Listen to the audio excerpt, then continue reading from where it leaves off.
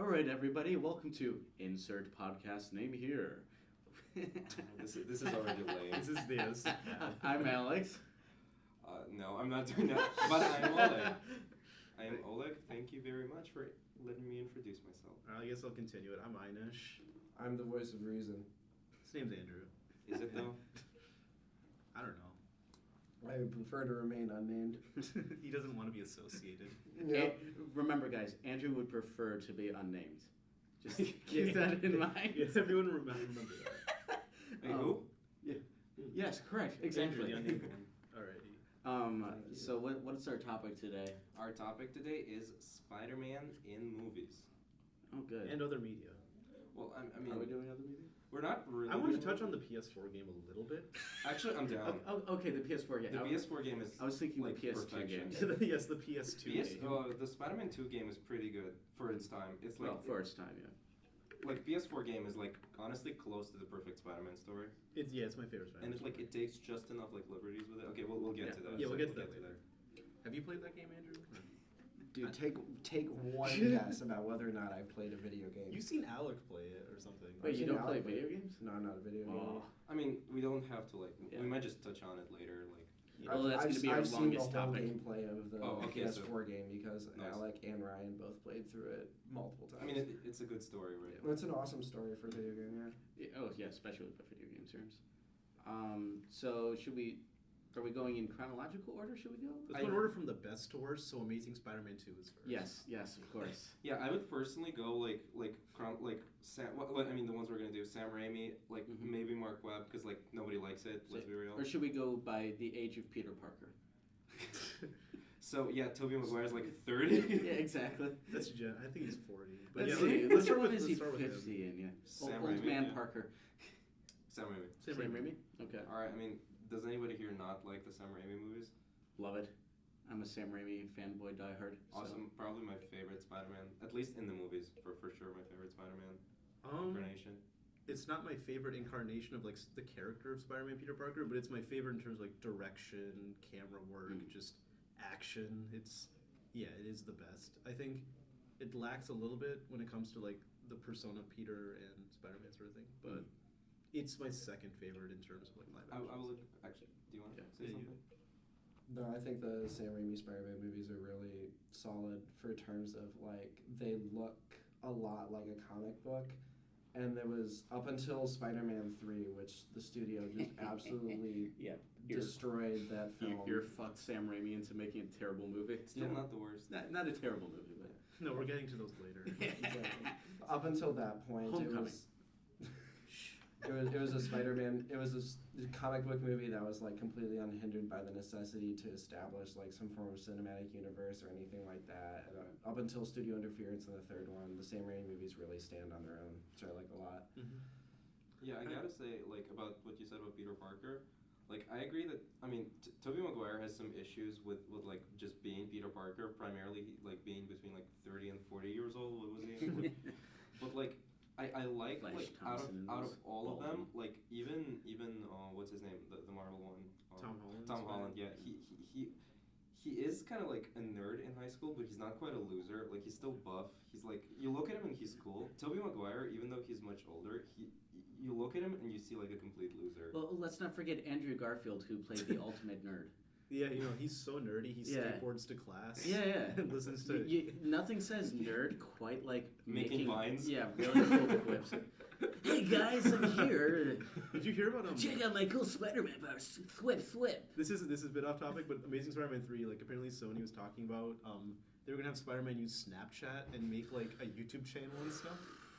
Yeah, so essentially it's like He instead uses of Peter a Parker, they're Snapchat giving us filter to Logan instead of a Paul. mask. Not gonna lie, it does kind of seem like a natural step for a character in the day and age where like news photography is dead. But Like, they you do gotta that. find some other form of like photography. Like, I'm not saying I think it's a good idea. I'm just saying it kind of does make sense. They do a good job, I think, in the The last thing we need is a MCU daily. series with like Spider-Man sort of like doing his own like phone thing, like in the intro to. Yeah, but the last thing we need is a Daily Bugle blog. Or, hi guys, I'm J. Jonah Jameson out here on my vlog. Here, Spider-Man's a menace. Well, I mean, yeah, No, you could just make Spider-Man like slightly tweak the story. Like instead of being a photographer, you could just make him like a blogger or a journalist for like an online paper, Yeah. and he puts the pictures on it as The well. PS4 game. As we learned from Star Wars, there's nothing bad with sticking to source material. Let's not mix cinematic Yeah. universes stuffs. That's exactly what I was talking about. Yeah, let's not do that. Yeah, I mean, but source material, you can just stick to the source material. You don't have Well, to modernize it. Sometimes and- it's fine to take liberties with the Yeah, source you material, should take especially liberties, when it's justified. but like trying to make it new and hip for the youngsters, it never comes out right, especially not from studios. I'm fine with evolving the character. Like again, PS4 game and Yeah. MCU Spider-Man, they do a pretty good job. In a way, like changing both of it. them kind of make it more hip for the younger audiences, and they kind of Yeah. pull it off. Yeah. Well, like you don't Mark Webb have didn't. Spider-Man using Snapchat or Vine Well, no, that's just not good. That's just not Yeah. not good. That's all I can or say. here. Instagram Live. Hey guys, Spidey here. It's your friendly neighborhood. Maybe we should jump back onto a Sam Raimi Yeah. instead of talking about Snapchat Spider-Man. So I will say, you were saying earlier that it felt like a comic book movie, and I do agree. It feels like a great comic book movie. But I don't think that alone is enough to make something a good movie. Like, for example, I think it's the Eric Bana Hulk. It is like It's not really- a good comic book movie because Oh. it's not a good movie. no, but Like, they that's- lean into the direction of Well, having no, it feel just like a having comic horrible comic book transitions doesn't make No, it a no, no, comic but book it was- movie. it was Like, directed- Sam Raimi's Spider-Man does not have horrible comic book transitions. Right. It's still a good comic book movie. It's more than that. book. Yeah, it's definitely the schlock to it is what definitely brings it that comic book thing. I think, but I don't think like. I don't know. There is a charm to everything in the movie that I think is just what makes it so good. That's like the Sam Raimi and I mean, it is. Yeah, Sam Raimi in anything. It's, He's the artist why is of this so camp. charming? Yeah. Like he can use camp to an extent that makes it just so beautiful. Like most of his movies that rely on that like camp just like become instant cult Army of classics. Darkness. Yeah. I mean, honestly, all of the Evil Dead movies use it. Yeah. Like, Right. yeah. Yeah, the Evil Dead movies are fantastic. Yeah, I think a lot of it is really just like him and his direction too. Yeah. Like you look a lot at just like little things, like in Spider-Man 2 when they're sitting in the restaurant and then just out of nowhere, he just absolutely like breaks through the window and just like a full-on attack starts. And that's just definitely like, there's not too much build up. It's just kind of an instant shock. And it's those like little details that like most people wouldn't go for that I really think makes, like how many other comic book movies can you think of where like action just starts absolutely out of nowhere, but then like, you know, as soon as it's over and as soon as it began, you have a very like emotional like coda to it. Right. I think that's a very unique Are you thing. talking about like the scene where he like Dr. Octopus throws the car through the Yeah. window? Yeah. Like one thing I really love about that scene is that like even though that scene doesn't really like make sense because like he kind of like throws it at Peter Parker even though he's supposed to like interrogate him and like the only way Peter can survive is being Spider-Man, which Dr. Octopus and then he doesn't have. chucks them at the brick wall. Yeah, but nobody like cares about that, and even though like people know about Yeah. that, just because like it's just so well done. You don't think about Yeah. that when you're watching the scene. Exactly. Well, no, there are many movies where I'm just like, okay, that doesn't make sense, but not this one. Yeah, I was gonna say. There's a little.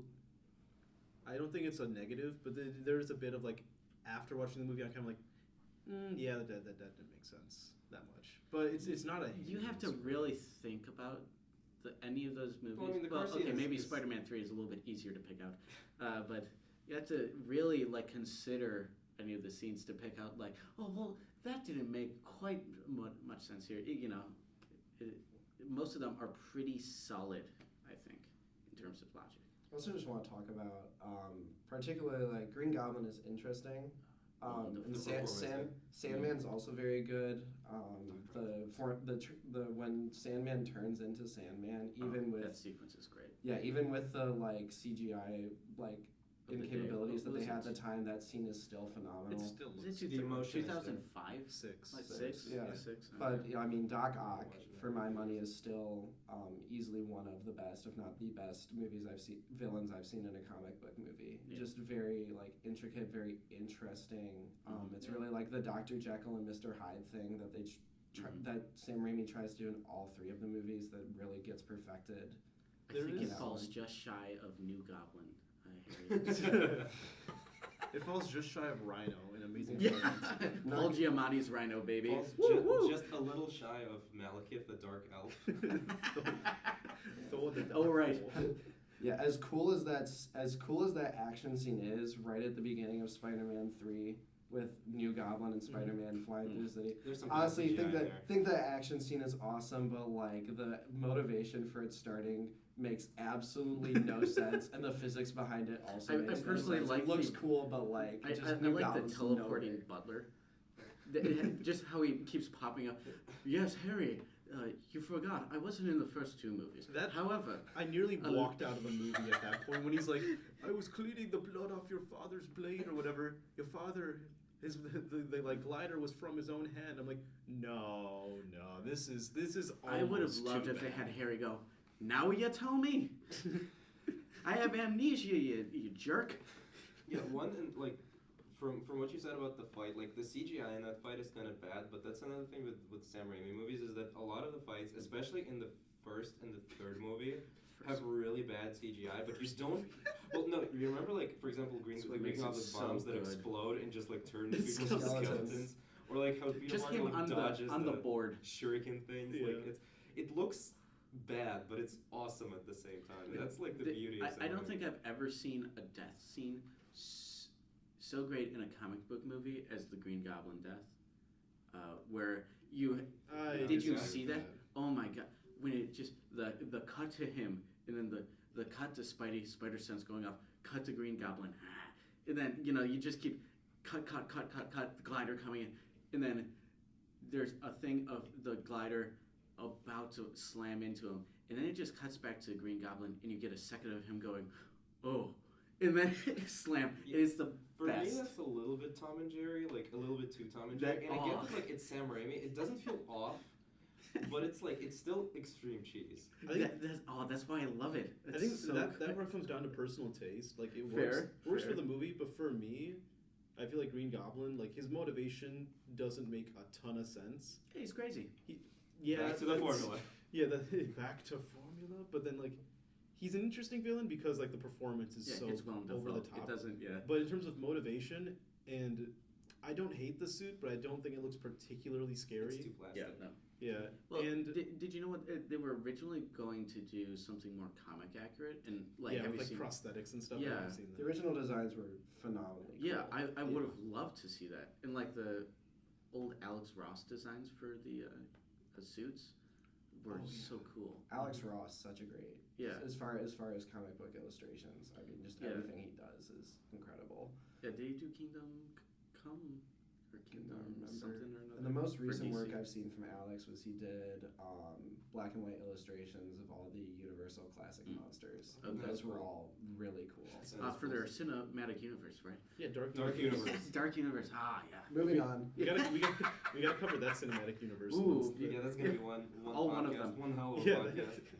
the first and last entry. I think Yeah. the Green Goblin is the weakest lead villain in a Sam Raimi Spider-Man movie. Yeah, I specify Venom is not the lead villain, Yeah. Sandman. Sandman. I guess. Sandman's yeah. the lead villain. and I yeah. think Sandman is better than Yeah. Green Yeah. Goblin. Wait. Did you say in Sam Raimi? Yeah. Okay, I thought you were. I was Yeah, like, Electro wait. is great. Love him. I'm like anyone from Amazing Spider-Man. No, I said Sam Raimi, Okay, yeah. like specifically, and like Okay. once again, it's not really. I'll let that I'm not pass. trying to rip on that movie because I love the movie still, Mhm. and I think Green Goblin is amazing. Like the performance is amazing. It's just that like Doctor Octopus is one of the best like comic book Yeah. villains of all time. I wouldn't put him like as my number one, but regardless, He's not my number he's one. up there. And like I think after watching Sandman. the not watching but even playing the PS4 game, I think they do Doctor Octopus better in that. He's more real. But that's why. In the game, yeah. Well, In yeah, the but game. that's because the game is like more Yeah. real. on Well, its the own. game takes a long time to make him Doc Ock, and that's the which beauty of it. yeah, it makes it good. I love Right. because once the turn happens, like I know, like you're playing, you're like, Otto Octavius. Yeah. Where do I know that, Robotic man? arms, but Yeah. like the way that you slowly see how he like turns, Yeah. because like you see Norman Osborn like hitting down on him Mhm. throughout the game. You see him like scrounging around for just like he's like I'm losing the ability to control my own body. It makes Yeah. sense by the end when he turns into the villain. I'm like, no, I totally understand. Which is Right. my one problem with Doc Ock in the movie is that it's the Dr. Jekyll, Mr. Hyde thing. Yeah. It's well done, but it's still that never grabs me as much as like a villain that I get.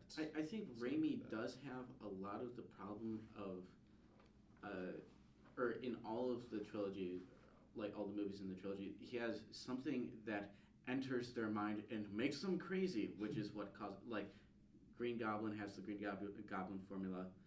Doc Ock has the inhibitor Mind chip. inhibit chip. Yeah, the mind inhibitor chip makes it work. No, and then Sandman basically goes Sandman off. is actually not. Yeah, great. No, he's Sandman the is only one doing- that's doing, sane. and that's why he's Yeah. good. And He's then doing and this then if he has to Venom out of necessity. is Venom is He Venom. didn't want to put obviously. Venom into the movie though. He I- didn't well, even I'm like aware the of that. character. Yeah, I know. He said, "I don't understand it," and it shows. Yeah. Yeah. I gotta say that like about coming back to Doctor Octopus, like these are different takes. What makes it so special in the game is that like in the beginning he's nothing like the Spider-Man 2 Doc Ock. He's kind of a loser. Bad reference to Venom, but regardless, like You and I are like kind of he is Eddie. he is kind of pathetic and miserable, and then after the turn happens, he becomes like the badass, like the very intimidating, like super powerful Doc Ock. You pronounced fat ass wrong. Both of those actually, but like in the Sam Raimi movies, there's certain beauty to it as well, where he's just like from the beginning, this absolutely Shakespearean, like with dealing with like those like classic themes of like power and corruption. It's like it's cheese, but it's Sam Raimi cheese once Right. again. Yeah, it's such a it is such like a Greek tragedy, just like the glass just blows up everywhere and he's like, and then they have the hospital scene, which is a That is a just a great full on horror That is just film. the Evil Yeah, Dead. oh yeah. It's literally just a scene Down to the cut- chainsaw. Evil Down to Dead. the what's it, the Dutch angle. Yeah. You And know, we talk about That how, seems fantastic. it's Yeah. a fucking fantastic. I love it. It's and how amazing. much better and how we got the best of our mid 2000s The from best that one? than No. Yeah, the You mean Revenge of the No. Sith, right? yeah, Yeah. as opposed to Revenge of the Sith. Yeah. another cinematic masterpiece. Oof, we'll get into that later. Another So episode. Rise of Skywalker is Yeah. coming. Oh God. Don't remind me. Yeah, but I'm not losing sleep. I do like how much Sam Raimi brings his small cinema small cinema go for broke vision to Spider-Man, which I think at the end of the day that's what really separates it for me from the other ones is here's a guy who in his first film The Evil Dead took him 3 years to make because they had to go around and finance it. they had to keep getting They had chefs to for keep everyone shooting too. and Yeah. then finish and get money and the basement is in Marshall even though the stuff they shot is in a completely different part of Michigan and all that kind of stuff and even in that movie they have that shot where the POV of the Evil Dead running through the window and I talk about this all the time how they Yeah, they're gonna So- kill the Yeah, dude. they Yeah, put they- it on a bar and if they didn't do it because with a film camera obviously you have to keep your eye up to the eyepiece the whole time or the light leaks and ruins the footage so this guy literally would have killed himself by pushing his own eye through his skull if that shot didn't work and it's just that go for broke attitude is so prevalent. I mean even Sam Raimi wanted to make a comic book movie for so long and no one would let him and so he literally wrote his own comic He and made made a movie. Darkman. He made Darkman. He Yeah. literally wrote his own comic and Yeah. then made a movie off of I it. don't know about that. Yeah, It's well, a you've Liam never Neeson seen it. movie, Oh, mid it's good. '90s. Really, actually pretty fantastic. Yeah. Not amazing, but Yeah. quite good. And You can see the threads start for It's for no Spider-Man. it's no Yeah. Batman v Superman, but Yeah. Martha. it really brings That's brings probably that better than attitude. The Godfather. Well, I mean, but you can definitely see all those stylistic things start in Darkman, and then continue on to Spider-Man. Oh, absolutely, yeah. I'm amazed that Sony, especially the Sony we know now, I'm amazed that Sony ever let Sam Raimi touch the thing and have auteur. I mean, Control. they kind of did the same thing with Spider-Verse, where they kind of just let them run off and do whatever they wanted to. Yeah, And it Sony's works an so well, interesting- but we'll get to that. Yeah, Sony's an interesting studio for a lot of reasons. The big one is that they're really controlling, but then every now and then they'll just they'll come out completely out of left field. The most recent example I can think of is they paid so much money just up front to let Quentin Tarantino make Once Upon a Time in Hollywood and then gave him so much creative control that he literally owns the copyright to his own film, which is so rare. That hasn't happened since the 20s basically. It's strange to me that that's the same company that gave Sam Raimi total control for the first two Spider-Man movies, and then for the third Spider-Man movie, even after the first two performed wonderfully in the box office, and 2 performed less than 1. really okay. Yes, it did. Well, Which is weird, actually. Yeah, when you that think about it. considering that it's heralded as like one of the best Yeah, comic. Well, books that's why of all 3 made time. so much money, because, well, Venom was in it, so people were Yeah. like, Venom, but also 2 was so good, I think, like, Yeah, actually, I guess it's not about how many people like the movie; it's about how many people Nah, you get pay into it. the theater. Yeah. I think a lot of people forget, like nowadays, that Spider-Man was just an absolute phenomenon because Oh, yeah. no one had ever seen like this was the comic book movie that started what we know today as Right. the comic trend. I mean, there I was would argue that's X-Men. well, there was X-Men. yeah, X-Men I don't like definitely it, but- got it off the ground. Yeah. Like I don't disagree. Gone with Off the that. Ground, but Spider-Man is the one, like, yeah, you were saying. And once which- again, It's the one that made people actually want to see. That's fair. I personally don't like the first X-Men movie, but I think it wouldn't be fair to say that like it's Yeah, not that's the that first. movie that started off the motion of Yeah. The first X-Men film, I don't think It's is very definitely- good, but it's very. I think it's Yeah. super influential. I mean, Mhm. you obviously like you had other comic book movies before. I mean, like you had the big one was Steve Blade. was Shaq. Did Blade come before Spider-Man? Blade did. Blade was in the movie. Yeah, that was a thing. No, trust me, I'm aware. I did not say Howard the Duck for a reason. George Oh, Lucas's best That's a film. beautiful movie. But I mean, you had Blade kind of started it. X-Men was the one where it was like, here, comic book movies don't have to be like super bloody and violent like they are in like comic books. Like they can be more for like everybody. And then Spider-Man really came in, and everyone just fell in love with it, and that was it. And also, Spider-Man 2 had a very like interesting turnaround, if I'm not mistaken. Spider-Man at the time was They were- Marvel's biggest property too. Like, It still is. well, yeah, but Yeah. it's like in the comics, like Marvel was going bankrupt at the time, and that's when they sold off the rights to Sony, and they said like, Sony, you can buy all of Marvel for like, a couple $100,000 more, and Sony said, no, we'll take Fantastic Four and Spider-Man, and No, that's that it. was Fantastic Four was Fox. Oh, that's right. Yeah, we'll take Spider-Man and that's it. And then Fox was like, okay, we'll take Fantastic Four and X-Men. You can have the rest. Well, yeah, that's Keep because it. Marvel, kind of off topic, but like we have to say it, Marvel did a great job of building all of the unknown IPs from the ground Mhm. in their like cinematic universe. Because they kind of They had did. to. Yeah, they did because a they good didn't job. really have any other choice.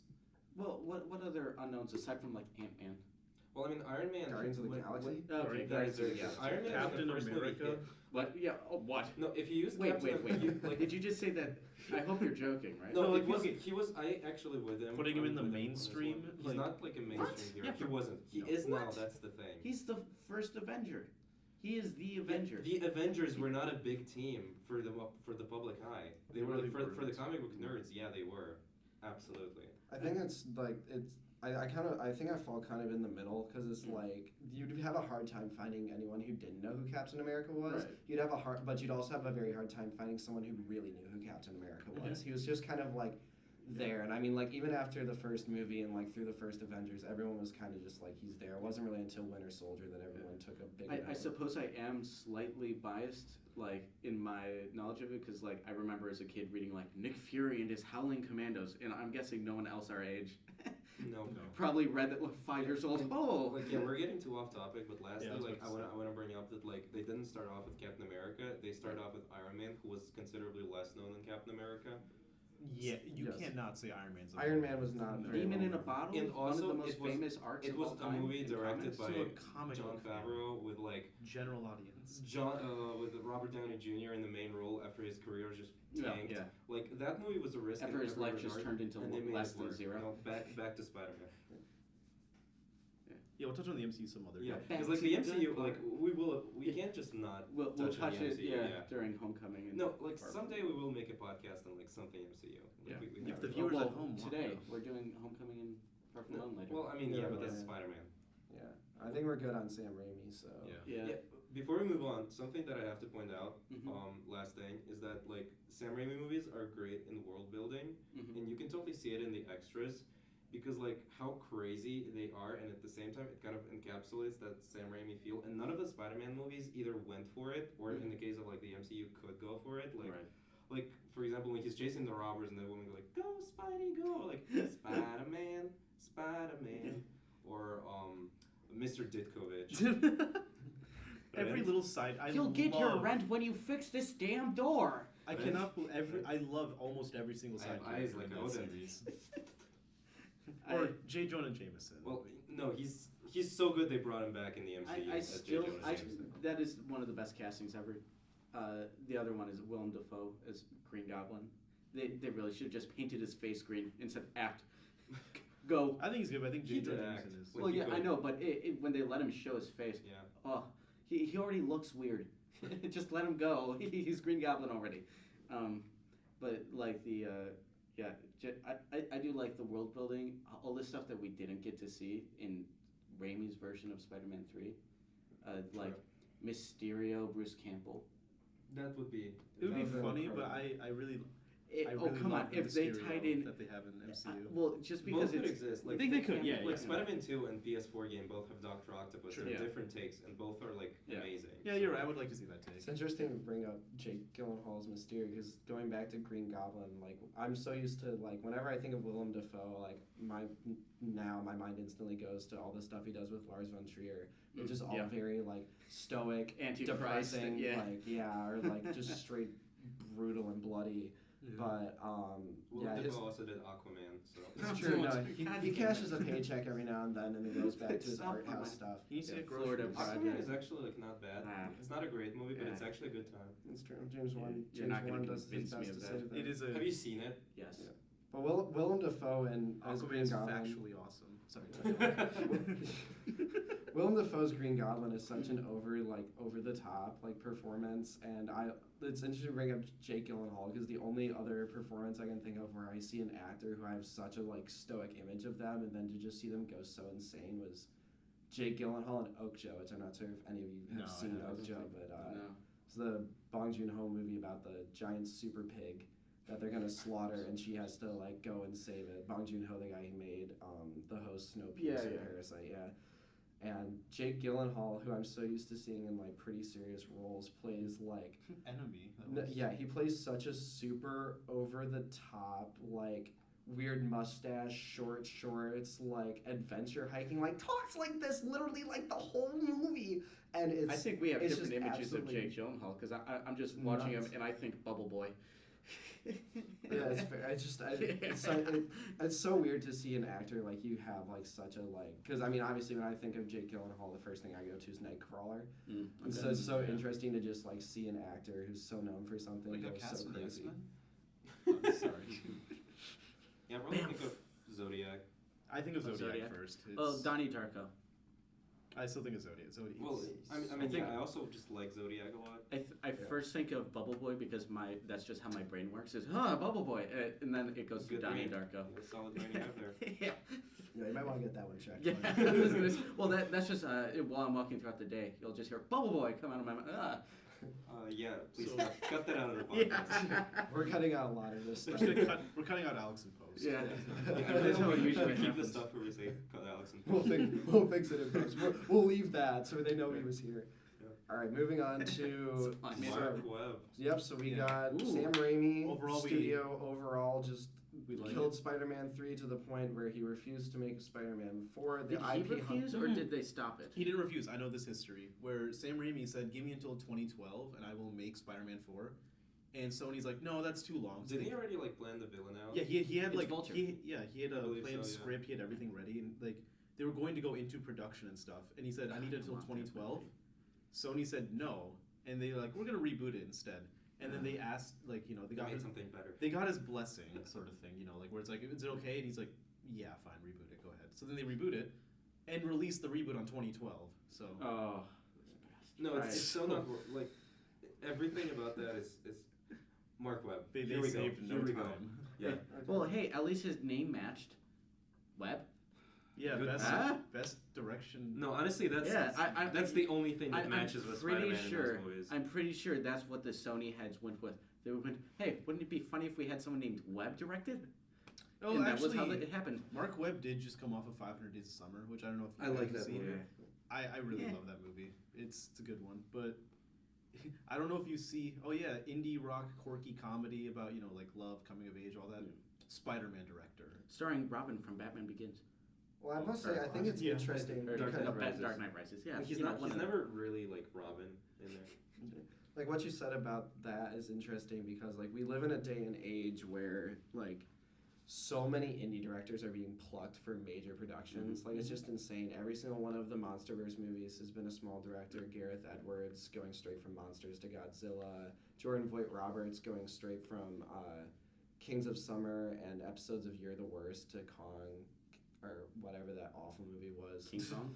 No, Kong Kong Skull Skull Island. Kong Skull Island. King Kong is I actually liked not bad. that Did movie. not I like- liked Wait. Kong Skull Island. Did you? Oh, just because I mean, I didn't think it was a good movie, but I liked it. So it's your Aquaman.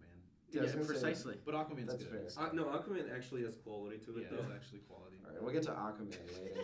But At some point. that's such a common thing. I mean, even they're gonna pluck Colin Trevorrow. Well, Colin Trevorrow went straight to Jurassic World from Safety Not Guaranteed. Which So is that's actually like a really common trend that we're experiencing now, and like in a way, Sony was kind of ahead of the trend, and then like you see some of these movies that these indie directors make when they have a big budget, and you realize that because of their low quality, Sony was also ahead of the trend. And they made Amazing Spider-Man, and it was just not very From good. these I think- examples, this trend usually doesn't end well, does it? I mean, it works in some cases, like I really think Taika Gareth. Waititi. Yeah, I That's think Gareth. different, but yeah.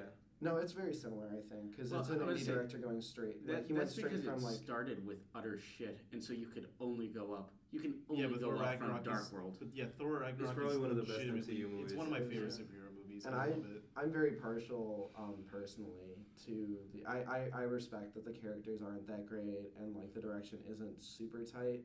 But I'm really a big fan of Gareth Edwards' Godzilla. I really okay. like the dark the tone new that he one? takes to it. The weight, really like The yeah, Godzilla. yeah, it's such an old-fashioned like monster movie, like with the cutaways and the way he always has somewhere to put the camera. Like that's such an indie philosophy. Is like the idea of like, and this Gareth Edwards is the only director I know is like never put a camera anywhere that couldn't normally go. So we're never gonna have a weird aerial shot. It's always gonna be from the top of was a the new hotel. Pacific Rim. Well, yeah, I was gonna say the Pacific Rim Guillermo del director. Toro.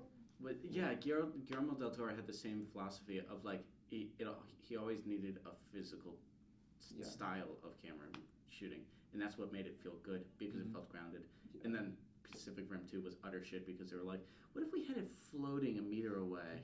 Yeah, I'm a there's a big fan of lot with Pacific Pacific Rim Rim too, but yeah, Guillermo del Toro is another person who I mean he comes from such indie roots, and he's also interesting because he works very much on a one for you, one for me philosophy.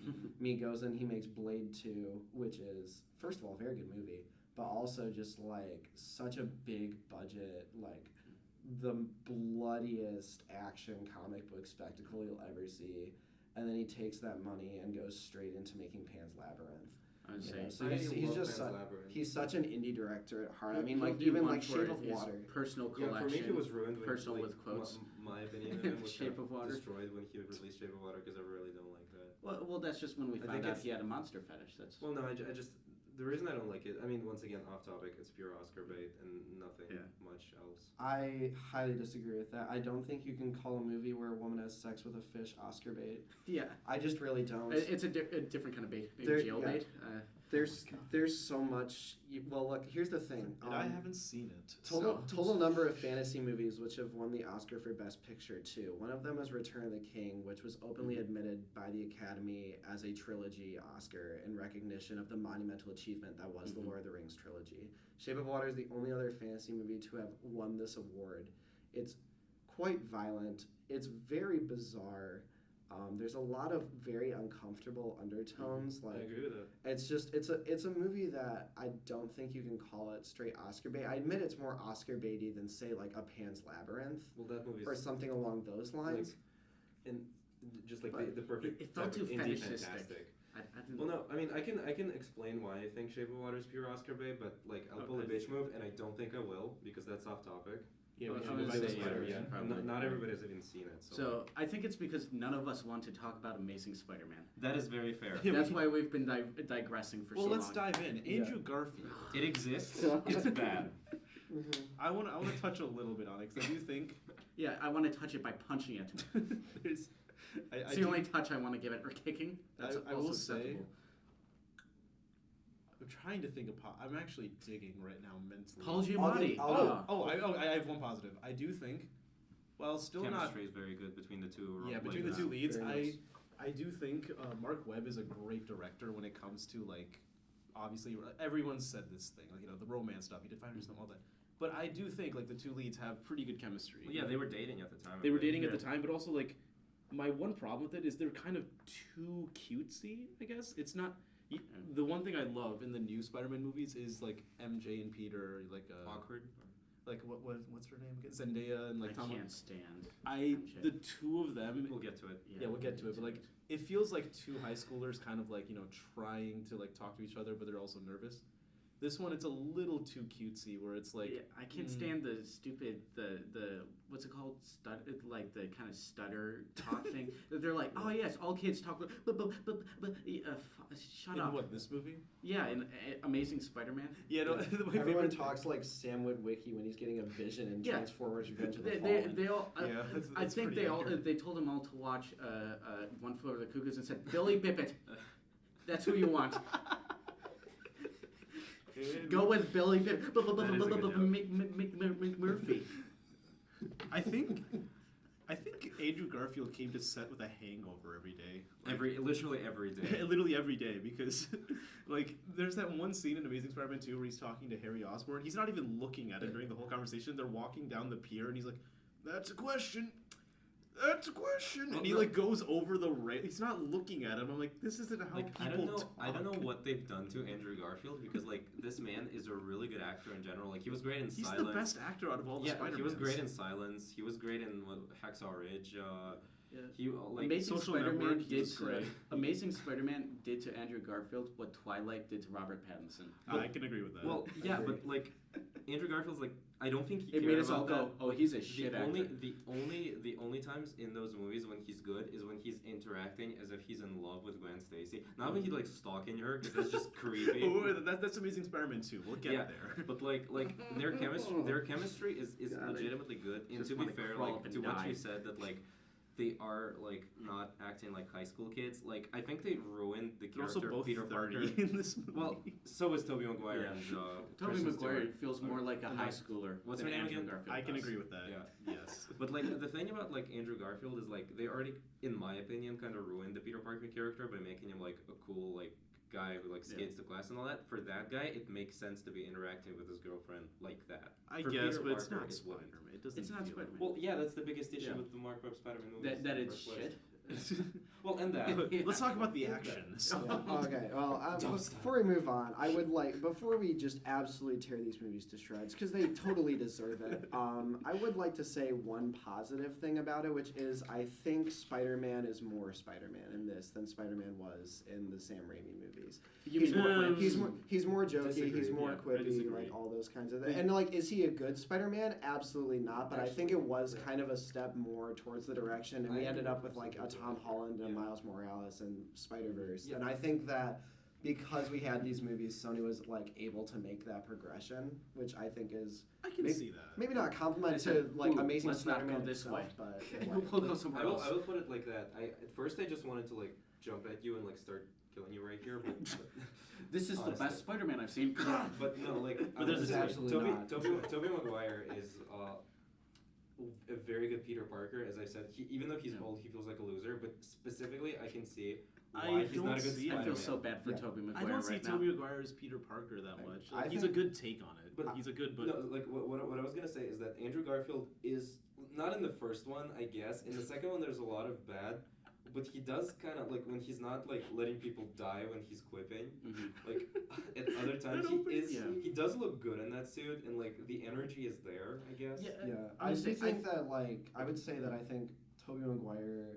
I know people disagree with me. I think Tobey Maguire is a better Peter Parker, and that Andrew Garfield's a better Spider-Man. That all around, I I think think that that's Tobey true. Maguire is the better performer. I do think Andrew Yeah, Garfield oh, is yeah, the least that's of the one- Spider-Man that's to not have. controversial. I think second I think really part of that. the key to Spider-Man's quipping that like Amazing Spider-Man doesn't get right is that Spider-Man's quipping in like the comics and stuff. What makes it so good is a lot of like the same humor as Ellen DeGeneres almost. It's almost he's making fun of himself throughout the fight. it's also a lot of like releasing tension. Yeah, because it's he's, releasing like, tension. stressed It's not out. it's not him trying to assert his dominance and authority over. He should have just been Like, T-posing at yeah, Rhino, and precisely. basically. Yeah, I'm cool. I'm better than you. That's not what But it actually, if we're clips gonna are. talk about quipping, like once again, can we go back to the scene where like the Rhino fight where he's just quipping in the face of Rhino while people around him are like dying literally in car crashes? Like that's not Spider-Man. That's not. No, Spider-Man. that's not. There's yeah. one scene that is I think people have like talked about this one, but it's the one where the kid is getting picked on. Spider-Man jumps down, like saves the kid, and like fixes the pinwheel. He's like, "Come on, kid, let's go. We'll get you home." And I'm like, "That's Spider-Man. That's I one guess, scene. I You guess. got that right That's there." true, yeah. Say literally, Not the enough. guy from Kick-Ass feels more like Spider-Man than Andrew Garfield. Honestly, Rainn Wilson super feels more like Spider-Man. Marlon Brando in Godfather feels more like Spider-Man than Andrew Garfield. But it's again not Andrew Garfield's fault. I think it's the studio. It's the writer. It's Yeah. writing is awful. I for think it. Andrew Garfield could be a great Spider-Man. Do you think they wrote in the stutters? Do you think they put S dash dash dash S dash dash dash dash S Spider-Man? You know, I really cannot tell you how they possibly came to the conclusion that that would be a good idea. The only thing I can tell you is that whoever ultimately made the decision on that probably shouldn't quit their day job. They just brought in. I think that when they had the extra people bringing in coffee, the guy always put in a double shot of espresso. Spider-Man. They had a PA walking around with coffee, like they're just abusing this PA. Yeah. It gets like 2 hours of sleep a night. He's on like 5 shots of espresso. It's like, They fine, walk I'm in, putting they're like, cocaine in this. Fuck you. They're like, hey, can you take out the trash? We're Cut like, that oh out. yeah, I can do, yeah. I'll let the trash, yeah, okay. Like, I feel bad Got for it. everyone involved because again, I think Mark Webb's a good director. I think Andrew Garfield and Emma Stone are great actors. Wow, that was not a word. Great actor. And they are. They're They great are, actors. Yes, both of them. And I'm not going to say the writing team's good because Alex Kurtzman or whatever Kurtzman. Oh, he why do I wrote know that amazing name? stuff. What else did he Oh, do? he did The Mummy. Oh. He wrote Star Wait, Trek wait, Into which mummy? Darkness. Which one do you think? You have 3 Fair tries. point.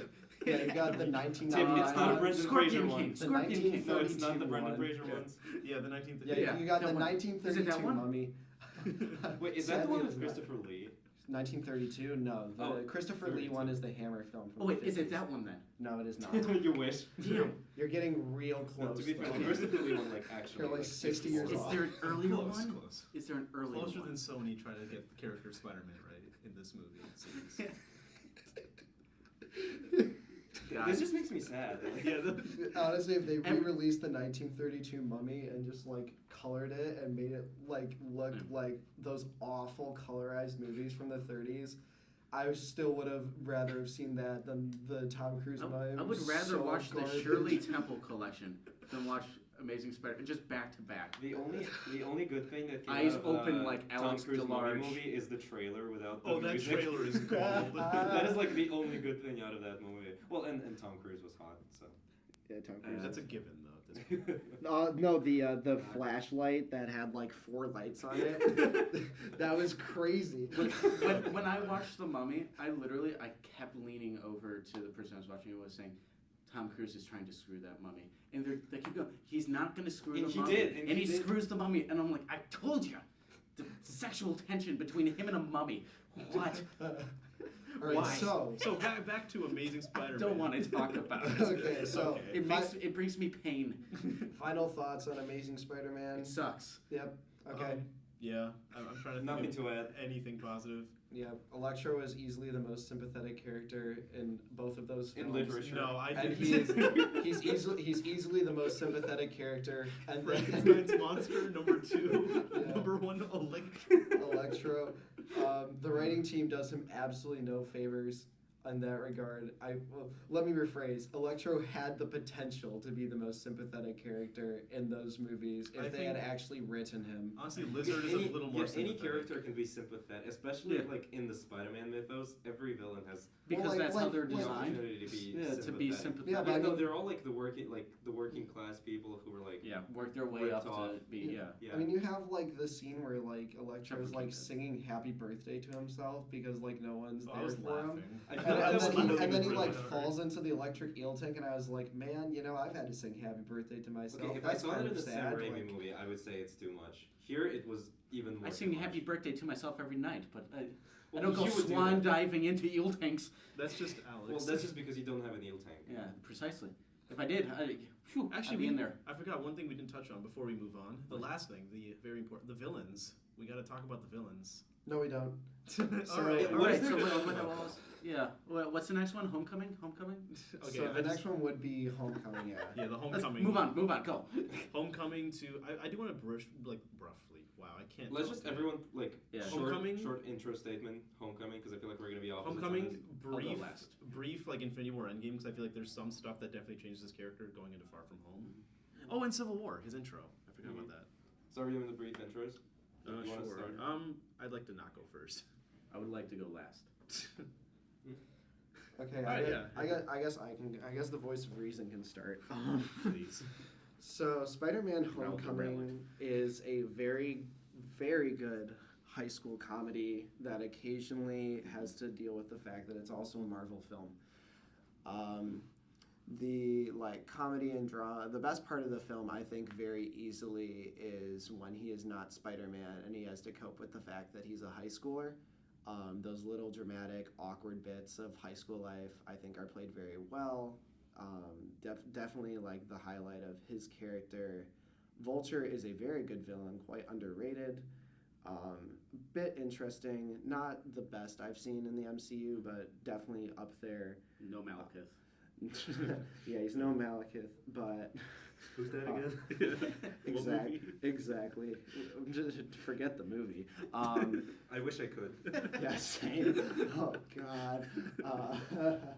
Yeah, Spider-Man: Homecoming. Yeah, it's definitely it feels like it stops to be a Marvel film, and then the Marvel film feels like it stops to be a high school comedy.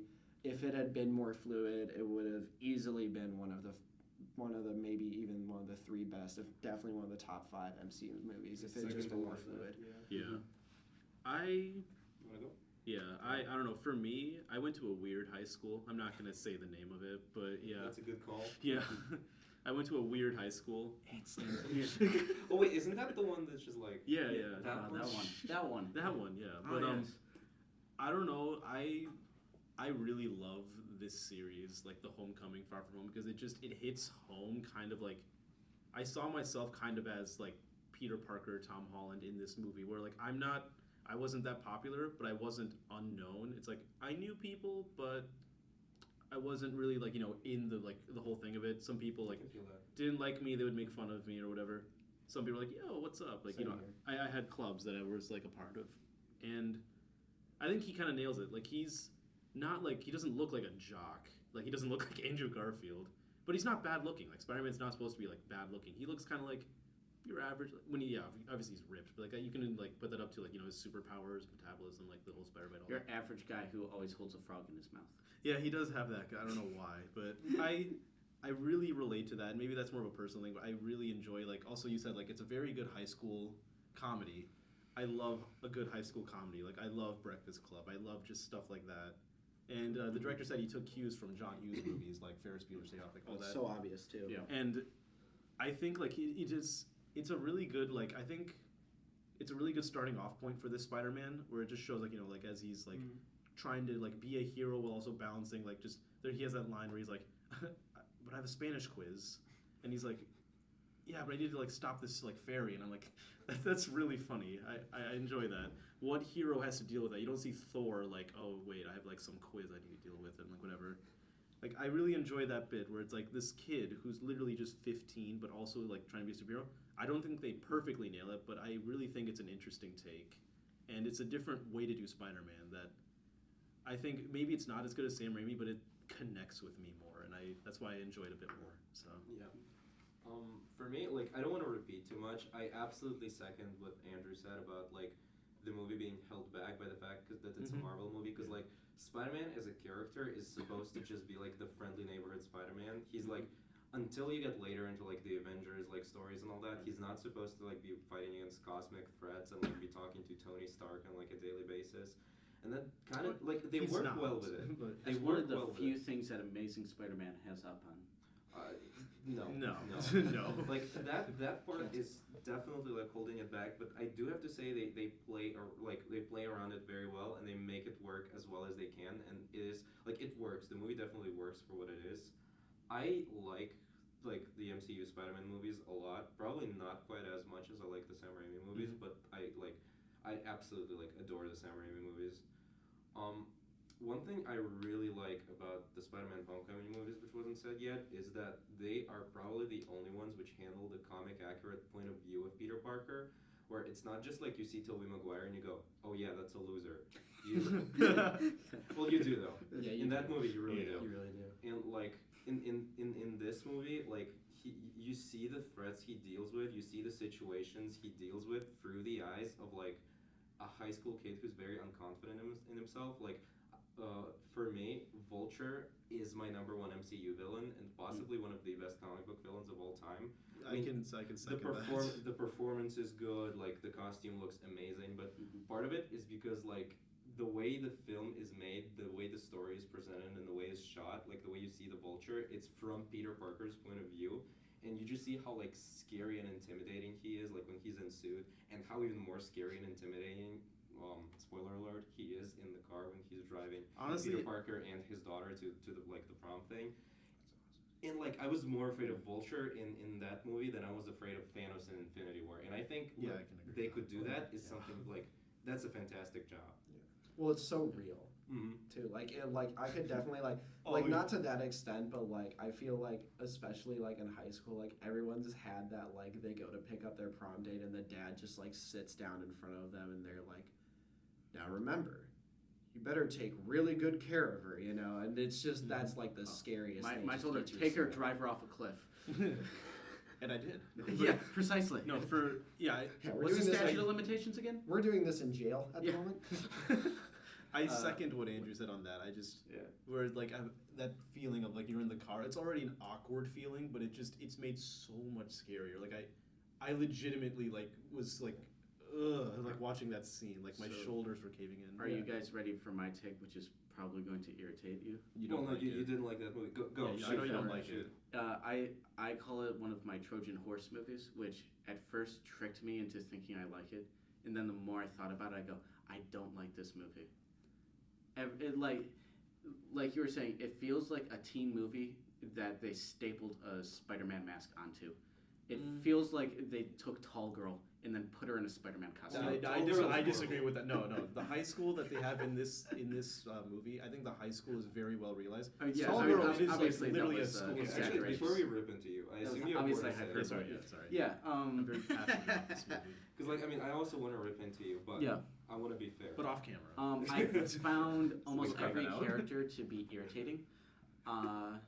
I especially MJ. I did not like MJ. I did Okay, not Homecoming like is not Ned. that big of a part of it. She's not, but every time she came on screen, I groaned. I went, "Ah, Really? she's back." I mean, Shut I also up. have problems with her, but that's more of a Yeah. far from home type of thing. Ned is just an irritating like nuisance on Nah, screen, I and love and then He's hilarious. I love Ned. and then everybody just knows Peter's secret identity. Why? Not everyone. Yeah, that happens in Far The From f- Home. people are just. Spoiler alert. Well, I know, but like throughout the movie, how many times? I get, yeah, if you're being realistic, it's hard to keep a secret identity, but at the same time, fuck, you Well, can't no, when walk you- in. Jesus, I come don't- on, at this it's point, terrible. I have to butt in at this point. Like, the people who, like, within the Spider-Man, like, sub thing, the only people who know his identity in the first movie are, like, Ned and eventually Aunt May at the very end of the movie, I believe. Well, I mean, and the villain, the Yeah, Vulture. But, Ned, the Vulture, Aunt May, Iron Man. all of the Avengers. okay, no. and No, that- not all the Avengers. Okay, only just Iron Man. Okay. That we hold off on because that's what I'm gonna arrive at. But like within the mythos, like I know Happy. that normally, well, Happy is part of like the Avengers crew. So normally, like Vulture, It's a lot or of people. well, we'll get to that. Normally, most Spider-Man villains don't know Peter's identity, but it serves like the fact that the Vulture does and then decides not to reveal it to anyone. Like serves this movie so well Mhm. that personally I am willing to overlook it, and I don't think that particular moment is that big of a deal. But then like after that, Aunt May and Ned knowing, or like those are just like the few people who are like very close to Spider-Man, and that's part of the stuff where it's like the MCU stuff is holding Spider-Man back, because when you have like Yeah. Tony Stark, and he was like already in Civil War, they can't not know who Spider-Man What is, Yeah. makes Hang on, and that's sad. Wait, Civil we're War. low on batteries, so I'm going to go get new batteries. So so Yeah. Okay. So we're back on track. We're back on track. We were Alex at is you. continuing We with removed Alex. the He's done. tangent. So yeah. Yeah, Alex has been replaced with a clone because he So- was not behaving. Okay, but so they're, I think, ruining part of Spider-Man that makes Spider-Man so good. Like, let's look. That was Amazing Spider-Man. Which part? Yeah, the part is that Peter Parker is on his own. So he's got the help of Iron Man the entire time. When he's holding the fairy together, and then Iron Man just comes and saves the day for him. I get how it works within the movie, but as a Spider-Man movie, I don't think that is good. Okay. I don't think it's good to have someone else save the day for him. I'm fine with it because And of then- Far From Home. Far Yeah. From Home fixes that. I will have to butt in here, then Yeah. I'll let other people talk. I absolutely agree with what you said, Mhm. but that's part of like to me that's part of the MCU holding the Spider-Man stuff back. But like the way I look at it It is doesn't like, make it acceptable though. well, while it definitely like changes the Spider-Man that we know from the comics and even like the previous movies, like the Raimi movies, Mhm. like if we judge the final product, it doesn't like ruin the character of Spider-Man that is presented in the MCU.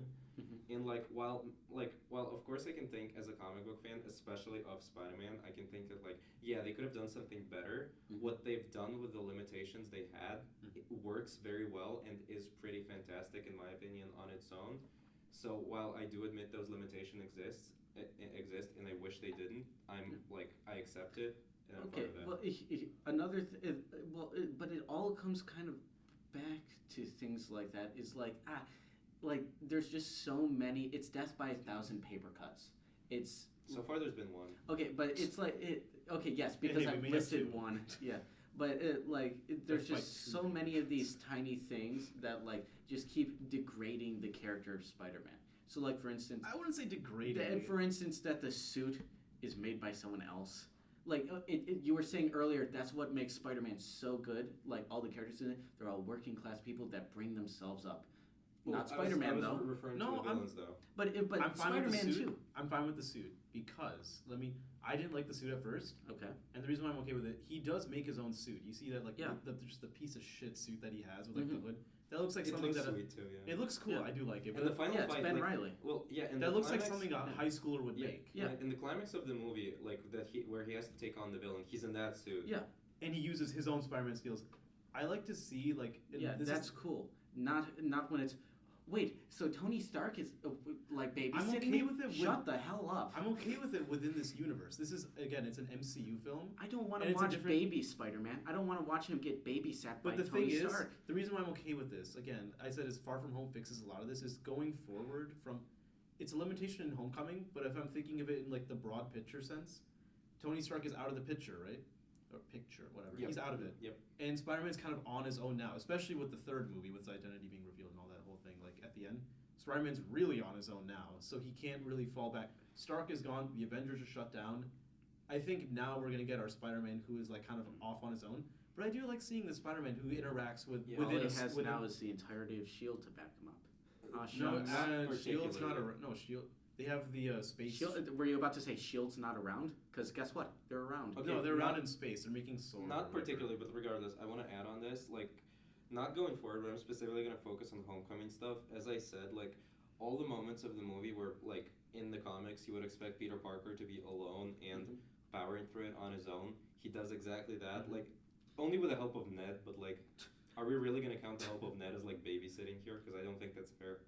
Like, they literally have the shot, like, from the comics where he's, like, holding up the rocks on himself. Mhm. It's not like a robot thing. He's just, that's his own No, strength. no, and, like, I'm aware. he's like Mhm. becoming one with the Spider-Man identity, and Literally, then the third act of Far From Home. it's all in his Some- own suit. And then Pissing I'm not and done moaning here and yet. crying like a baby. Well, I mean, I And under, cut I that under, out. I under, I yeah. understand. Well, no, we're not gonna cut that out. It just No, wasn't I- in the movie. No, Never- what do you mean? He's crying. He's He's a crying. 15-year-old yeah, boy. I Not like a understand why baby. in the movie he would do that, but that isn't a. That doesn't mean that it's a good Spider-Man thing. On the because contrary, that's It a is. very good Yeah. Spider-Man moment. Because you can see his emotion, which he didn't really do with Andrew Garfield. No. Okay, and like, That's a like, moment, I also want to say that like, yes, there are definitely trade-offs here, but like, Mhm. think about it like that. Like, you lose some of the classic comic book Spider-Man Mhm. stuff. Or, okay. Yeah. We're And, good. but like in the MCU, like you get other amazing stuff with Spider-Man that you wouldn't get like in a standalone movie. Like for example, the like Guardian like the Guardian Dad arc with Tony Stark and Spider-Man is great.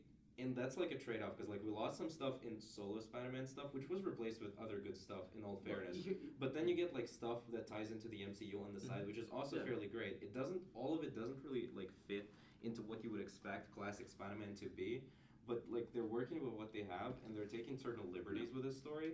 And as far as like the Spider-Man like mythos that is specific to the MCU is involved, none of that doesn't make sense. None of that ruins the character or makes for a bad story. Imagine now if they had done the movie and allowed Spider-Man to breathe and not have to kowtow to the direction of Marvel.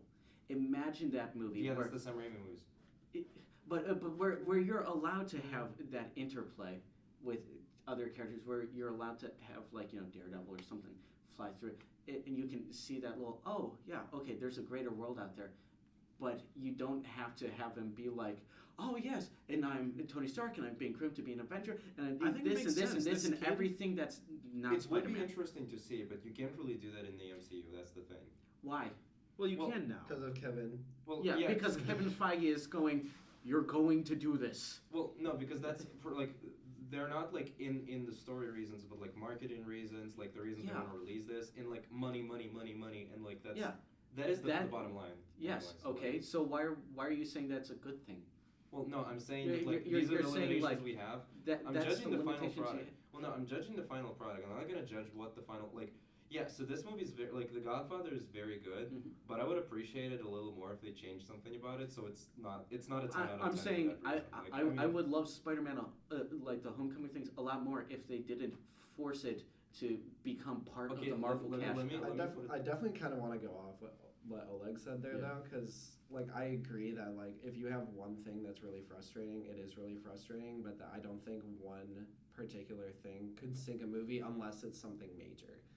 So like I think about like if a movie has like poorly paced editing or the central like performance is Okay, bad, that like is, that's like- that's something that can sink an entire Yeah. film. Mhm. One particular aspect, I do kind of agree with you that it's not quite true to Spider-Man. Although I would like to say I think Tom Holland's the closest we get in the live action Spider-Mans to actually certain what ways, Spider-Man should be.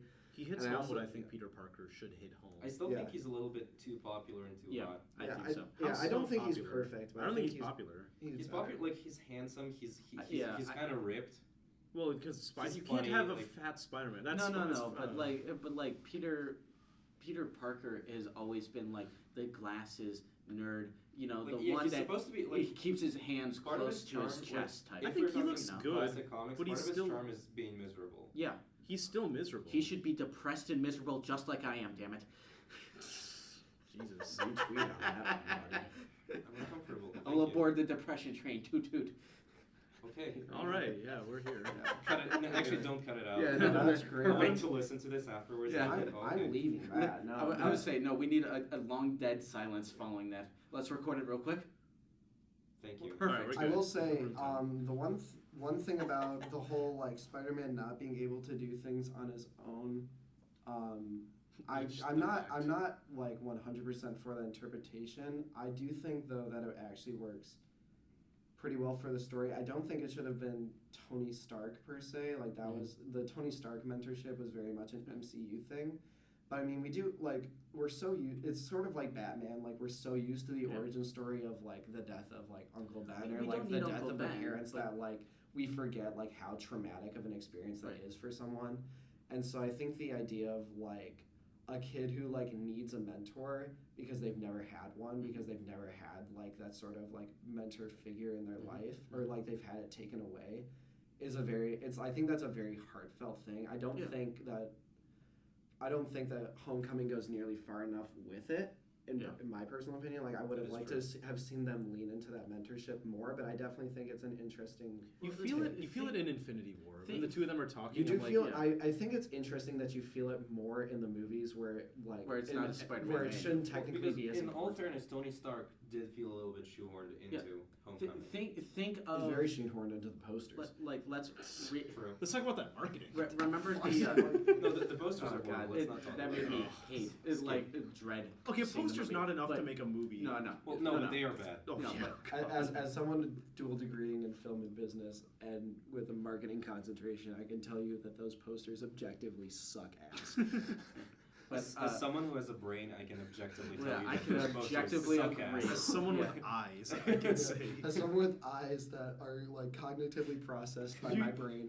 You hear Sony's justification. They're like, we're trying to make a high school scrapbook, and it's like, yeah, but can it like also? we're trying to make it look like it's been done really poorly. Do you think, like- Success. yeah, luckily they achieved their goal. We wanted to make it look like a bunch of hack amateurs slapped this together the night before it was due. PAs. Yeah, but yeah, think though. What am I missing? I feel like I know what's happened there. So yeah, I was supposed to be at a film shoot at 4. Yeah, they asked both of us to help with like transportation of stuff, and we're just sitting in here enforcing them to carry all the equipment. Okay, And we'll I definitely don't cut this feel part, bad. but it's I'm funny. out. I'm done with that I had production. I was not on the call sheet, so I was like, okay, I'm out. I guess I don't have to go. And then I scheduled some like group meetings. I have an interview stuff, and then It's like, like, yeah, I'm busy today. and then he's whatever, like, let's- yo, can you? And I'm like, Think though, like, take the Sony Spider-Man game. Take the Fantastic. PS4 game. Yeah. Think of the Doc Ock but father that is a arc in that. Spider-Man who is about 6 years into his Yes, Spider-Man. but you can have the Harry Osborn was the old one. The Harry Osborn Okay, was I in the just wanna comics. butt in. He came in as a father figure, and then after a while of development, they took him away and made him a villain, or they took away the father figure from him.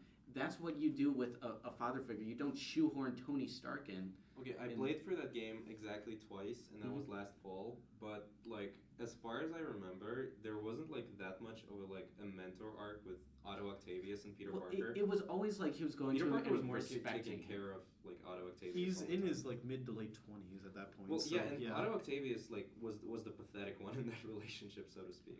I know. Spider-Man was actually like for the most part of his, and that is interesting because that's later in his life, and that's a different take and Fair. like certain liberties which are interesting.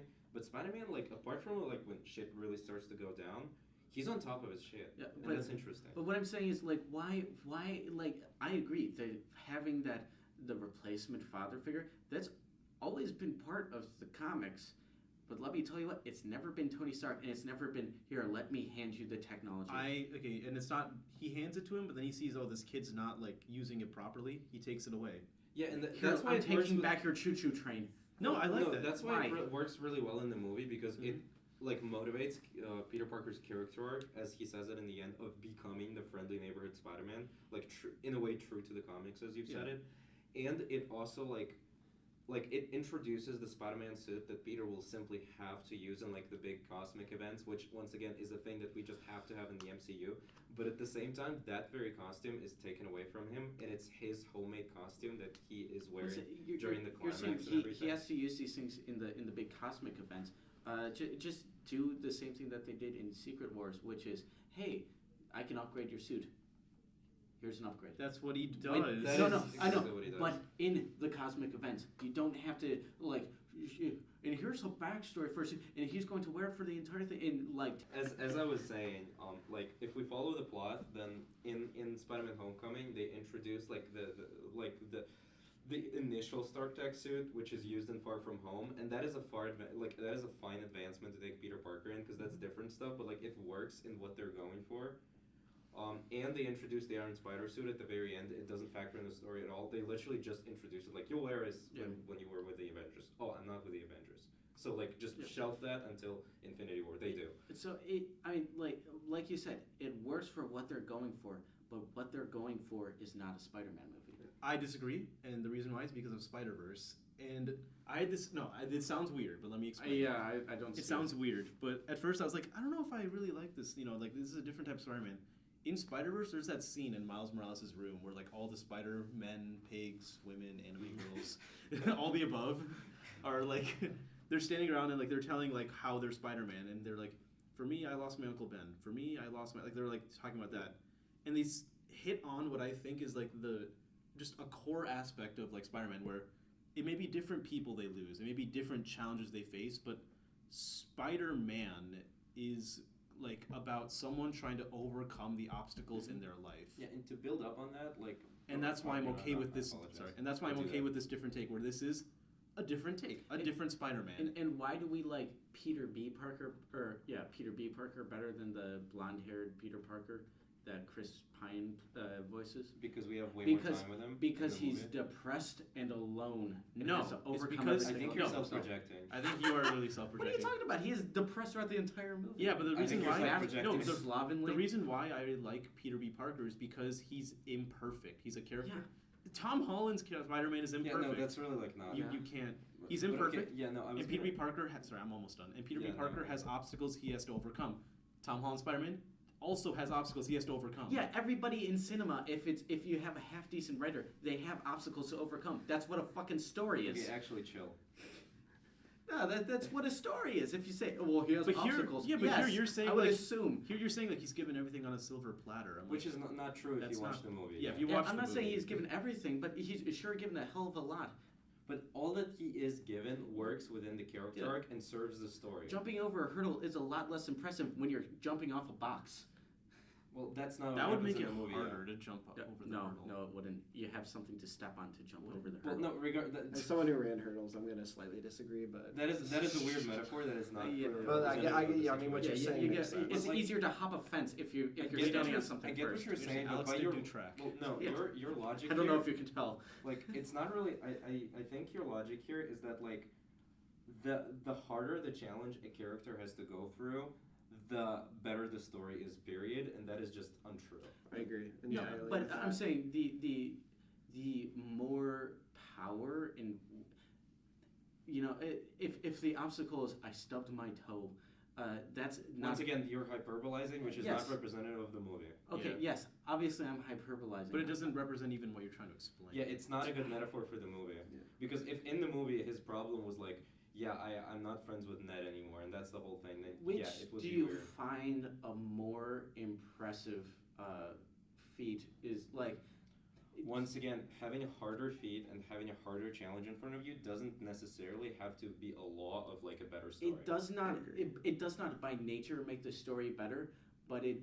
What's important is the character, how important it is to the Yeah. character, and how it factors into the story. And I'm finally gonna jump in. By the way, I apologize for interrupting you a few No, times. that was because good. like we're talking over Go each other. ahead. Yeah. Like one thing I want to build on back with like the Spider-Verse stuff. Everyone could be Spider-Man. It's kind of cool that we have different Spider-Man, like Miles Mhm. Morales and Peter Parker, and like the Spider-Verse Peter Parker and Peter B. Parker, which I guess kind of like the classic Peter Parker sort of. Like all of them are The different. good one. What? Yeah, The just good part. The good Peter Parker. get a life. But regardless, like all of them are different. Like they have the similar thing of like losing something and then becoming like embodying that responsibility into like Spider-Man.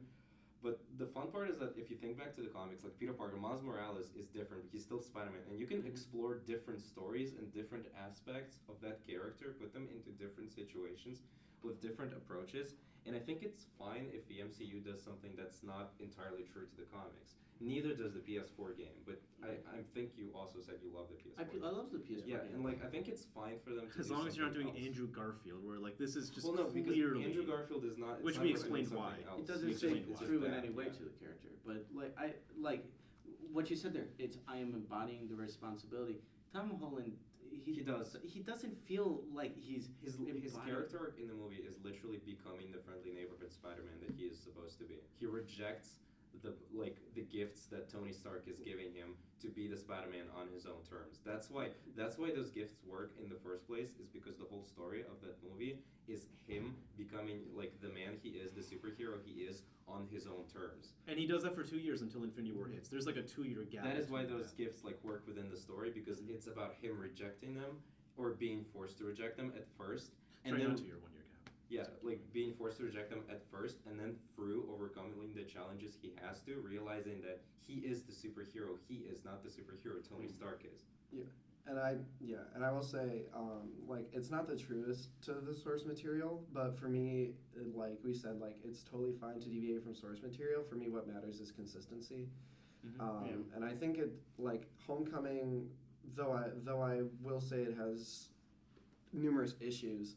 One thing that it is, I think it is fairly consistent in that regard. I'll give it that. I really love the fact, and like it shows up a lot in Far From Home too. That like when Tom Holland quips, like you can hear the shakiness in his voice. Like the he's quips like work. we talked about it. Like he's not quipping because he's funny. He's quipping because like afraid. he's scared. And that works really well. The idea of like Tony giving everything to Peter is like Tony has never like known any form of love besides just like material things. Like that's the only love he's ever been given in His his one life. true love is Jim Beam. Yeah, well, I mean, yeah, but like even like like Alex, his- get out! yeah, like I mean, and you see this a lot, like especially as the MCU goes on, but even in the earlier Iron Mans, that like the only love his parents ever showed him was like, here's a bunch of wealth. And Yeah. he's like, that's not enough, but that's the only thing he's ever known. So it makes sense that that's the only kind of like love he tries to give to Peter.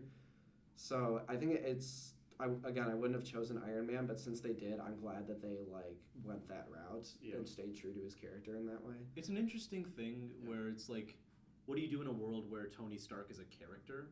And I think Tony Stark is a fascinating character throughout this like entire franchise. And it makes sense that like, okay, he picks up on this other little kid, kind of like, you know, trying to make his way in New York, tries to help him out, and he's helping him out in the only way that, like you said, he knows, by giving him shit. He's like, here, just take more and more, and then, yeah, like that's just, it's a different take on Spider-Man. Even though I dislike some parts of like the MCU forcing every movie to be an MCU movie, one thing I really appreciate is that the characters that come into these movies as like not main characters, like side characters in certain situations, they're not just side characters with character arcs. They have their own movies to explore those characters, and then you get those like separately explored characters to interact with each It's other. not and the that can be CW where they fascinating. give 8 episodes of Batwoman before they tie her into Infinite. Let's let's not not talk talk about that. Let's not talk about Forget tragedies.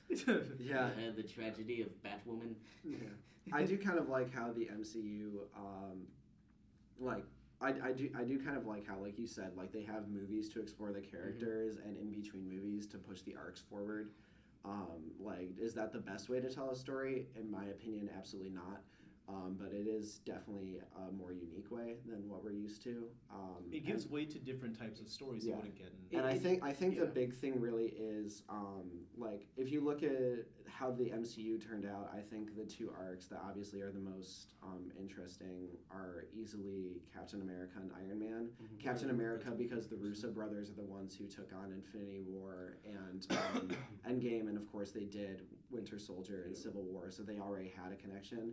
And then Tony Stark because you watch him go from this completely loathable figure to someone who, like, at the end of the day kind of reminds me a bit of like, and this is a weird comparison, but it reminds me a lot of like how Steven Spielberg frames Oscar Schindler in Schindler's List as someone who's like very obviously just not a good person, but who was able to develop enough of a heart not to be good, but to just like do one good thing. You see I him. think you he- see him turn from young Robert Downey Jr. to modern day Robert Downey Jr. Yeah, That is a good way to put it. Yeah, and like at the end of like, and I think the big thing is that like at the end of Schindler's List, like you really do feel like really strongly for Oscar Schindler. Like you really like love this person, But he's still not a good person. even though like he's Yeah. still not really that good. And I think Tony Stark is a lot of like the same. Like you still like he's definitely I think he definitely turns into more of a good Yeah, person. he has more time to do it. Yeah, but by like the you end of also, it, but like yeah. I think it's very But I agree with realistic that to say that completely. once you get to the end of like Tony Stark's arc, you're really kind of like, you're like, wow, I'm like really emotional, sad but to you're see also him go. kind of like he still wasn't the best guy. Like he's not a Captain America. I He's will still admit, so. I good. am so glad that they're letting it. Like, I love him and I love seeing RDJ on screen, but I'm so glad that they're just letting him rest at that point where he's good and they haven't tread him into the ground. They might bring him They're back in, like, probably cameos going or to whatever. bring him back. Like holograms or whatever. Like Yeah, like holograms they- are oh, fine. God. I, just they hope, do the I comics honestly, I heard version. they may not because he's getting so expensive. He is really So, yeah. expensive. I would understand that. Well, and I think that wouldn't is be true. surprised if his contract resets. No, they. I don't think it will. But I But would say yeah, I do think like Homecoming is like if looking at it from an MCU perspective, as poorly fit as Tony Stark is to be the mentor figure, in a movie I that disagree with that. in a movie that should be primarily about Peter Parker, because it is very like we all agree that the movie's better when it's a high school movie rather than when it's an MCU movie, and Yeah. I think that a big part of that is because it's better when we're looking at like Peter Parker's exploration of Spider-Man versus Spider-Man himself, I guess. And so like I would have rather it be someone more personal, but to Peter in terms of that film, but in terms of the MCU as a whole, Homecoming and particularly like Infinity War and Far From Home are like so essential to what makes the Tony Stark arc work so well. And it's like really one of those like things where it's like, in all frankness, the Marvel movies as a whole are so devoid of threat and emotion that the fact that like an arc like Tony Stark's actually turns out to have like an emotional impact is just, in my opinion, remarkable the way those movies are made. So like I'm willing to let it I slide. will add a minor thing. I think that Can we also talk about Far From Home? yeah, Yeah, it's we'll a very talk minor about thing. it after. Yeah. Like I'll just get it out fast. I absolutely agree with what you said there. Probably like all of it. I just want to point out that like Tony Stark as a character, the way he is built up in the MCU throughout the years, is not that weird of a fit for a mentor figure for Spider-Man. It actually kind of makes perfect sense. The reason I think it feels weird is because it's just like the whole introduction of Tony Stark to a Spider-Man centric movie that is supposed to feel like its own separate thing, even in the MCU, just feels a little alien. But once you get past that, he really just fits into that story very well. I'll agree that for what they were aiming for, they did it incredibly well. And this may just also be personal bias as like a longtime comics fan and a longtime huge Spider-Man fan, ever since I was a kid. So a comic book fanboy who has no no, I'm kidding. Precisely. No girlfriend. I just disagree Single with ladies in the what they audience? were aiming for. Yeah. Yeah. I'm single, ladies, huh? I think I think that's fair too. Like at the end of the day, like you know, I mean, and we'll get into this, I'm sure, many times throughout this podcast. That there's plenty of movies that I don't particularly like, that I still think are well made. At the end of the day, I think it's best to judge a film on what it's trying to do, not on what you wish it was trying to do. Again, unless one of those things is like we said, like the editing or the care, like something super major. I think it's just very hard with these things that draw on source material to remove them from the source material. It's still like in a fair amount. It's still grounded in the source material. Yeah. Yeah, it is, and I think, this is probably a good transition into Far From Home, which I think is a bit better grounded in the source material because it is a little bit more into itself. I still think, well, I guess to give my summary of Far From Home, I still think it has the same problems that Homecoming has, very much, in that I think it's a stronger movie. in that you really, I think it is slightly stronger. To me, the like Marvel aspects and the like high school aspects feel a lot more intertwined. Yeah. Like those scenes are kind of happening simultaneously. I think the big thing that really ties it together, and I know you're gonna tear into me for this, is like I think that like having MJ in a lot of the situations really does like bring those two things together. Wait, hold on. Did the mic pick up my groan? Let me say it a little louder. Why do you not like MJ? I'm actually like. I Also, I'm not the biggest fan. I just find her so annoying. Okay, I actually like, have a point. I know it's not much of a point. Alex hates women. Okay, Yes. let's go. Yeah. Oh, like why? I have MJ? no problem with the actress whatsoever, and the character like herself is. I love Zendaya so much. I'm No, sorry. I mean that was. She was great in I Shake really It Up. do. I think her acting is great, and like she looks the part. Like she has great chemistry with Tom Holland. I think that all works great. But the issue I have is, I guess in a way, a minor issue. The way they like it's supposed to be like it's MJ and Peter Parker. It's supposed to be like a grand relationship, and like he is totally into a different girl in Spider-Man: Homecoming, and that girl is also like she works well within the story, and I have no problems with her either. But the fact that like the relationship with Mary Jane is essentially just a crush, and then they just like kiss in the end, and like the crush itself happens kind of off screen in between the movies. I personally have a problem with that. I agree. I think want the to defend that. Yeah. But go ahead. Yeah, I think the will they won't they between those two characters is probably like at least for me, the most interesting thing that Spider-Man Far From Home has going for it. Mhm. I really do kind of wish that it had been more like obviously like because Far From Home was better at intertwining the Marvel and the Agreed. high school comedy like the central conflict of the film was much more Marvel centric. It's kind of weird because I almost wish But the it's- central conflict of the film had been more the two of them. Yeah. It's still pretty like I- she's working with I- him. At least she they're wasn't working together. kidnapped. I can nail down a little bit harder what it is that I disliked about her character more than just finding her annoying and why I found her annoying. It's the mentality. It's the writing really. It's that writing of, I'm quirky. Look how quirky I am. Let me keep telling you how quirky I The am. reason why that works, I want to Is go into that. because it's I terrible. feel It's like no, that's no, what no, they've done with no. her in Homecoming. The reason why I'm okay Yeah, with the and that's quirkiness. still I bad. apologize. The reason I'm okay with that is she always makes those like really weird, dark, depressing jokes and all that. The scene on the Charles Bridge, the St. Charles Bridge, they're walking, and then they're trying to have Tom Holland's character. Peter Parker's just trying to have like a night with like the girl that he really likes. He's like, let's walk, and she says like, yeah, they used to execute people, and then I was like, that's weird. Why would she say that? And then like I got the sense from that, and then she literally says it later on when like she kisses him. She's like, she kind of just puts up a facade of like, I'm quirky. I'm figuring myself out. I'm just gonna say these weird, gruesome People things. like that irritate me. The people I that actually kind of for dig that putting up. character. No, I it's can an understand interesting writing take, it, but that but doesn't I mean think that I like the them. thing is, I think Well, that mean, she will you're grow. not judging the character. You're just judging like your Your dislike of a certain personality. And I'm interested in seeing that because you see, like, when she is like, she says that at first, and then she drops it, and she just talks to Peter Parker. She's very like genuine. She's kind of like, she's a shy girl. She's trying to like talk to him.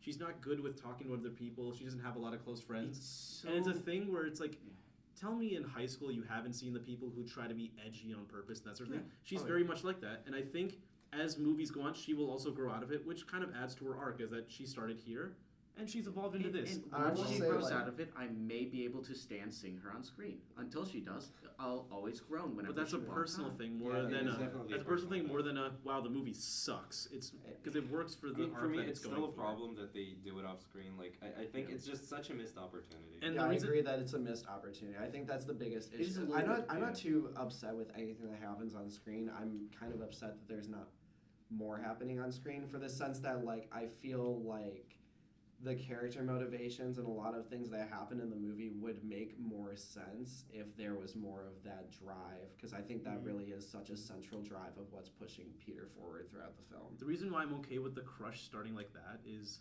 in Homecoming he has a crush, doesn't pan out to anything. Like keep aside the fact That's a that fair you point. keep aside the fact that MJ is a very important character in the in this like comic scene. Yeah. So keep that aside. You watch the movie in Homecoming. He has a crush on the girl. It doesn't work out between them. Here it's another crush. This one kind of worked between them. And then let's see where it goes. I'm I not want to. sure if you. I Can, like seeing a relationship that starts from a very like kind of low spot where it's like it's a simple high school crush, but then evolves into something more. I'm not sure if you can separate say like, well, set aside that you know that MJ is obviously going to get together with Peter Parker. That's like saying when you see the name But I honestly, Peter Parker, I like actually this. in that's Spider-Man fair. film. They could have just Are you not had going- them get together. But I like yeah, this. you would also but, have like, the it's spider bite. Anybody, like they could have this. the It spider could've bite been- it flash could've been Thompson, an and it interesting could have been subversion. him. But I like this so much more than what. I like this so much more than like if she walks in and Peter's like, I'm instantly in love with her, and Well, you're we're my not one arguing true for love. that. The one true love, like I hate that. That's another thing which I don't know if you guys agree with me or disagree. I don't think Tobey Maguire and Kirsten Dunst have chemistry Well, They at have bad all. chemistry. No, They have don't. bad chemistry. I don't like MJ in those movies. No, And- Kirsten I Dunst think is nobody terrible. really does. But the thing is, like, the way that they go about that is also like the Tom Holland is Tobey Maguire's character is like, oh, I'm so in love with Mary Jane, but they have bad chemistry. It's like the one true love, and it doesn't really work with the two of them. And I'm not saying it's not possible to do it because, again, in the PS4 game, they do like it works out in that, but we never see how they met and all that. Yeah, I think. I like seeing this where they met, and it's a crush.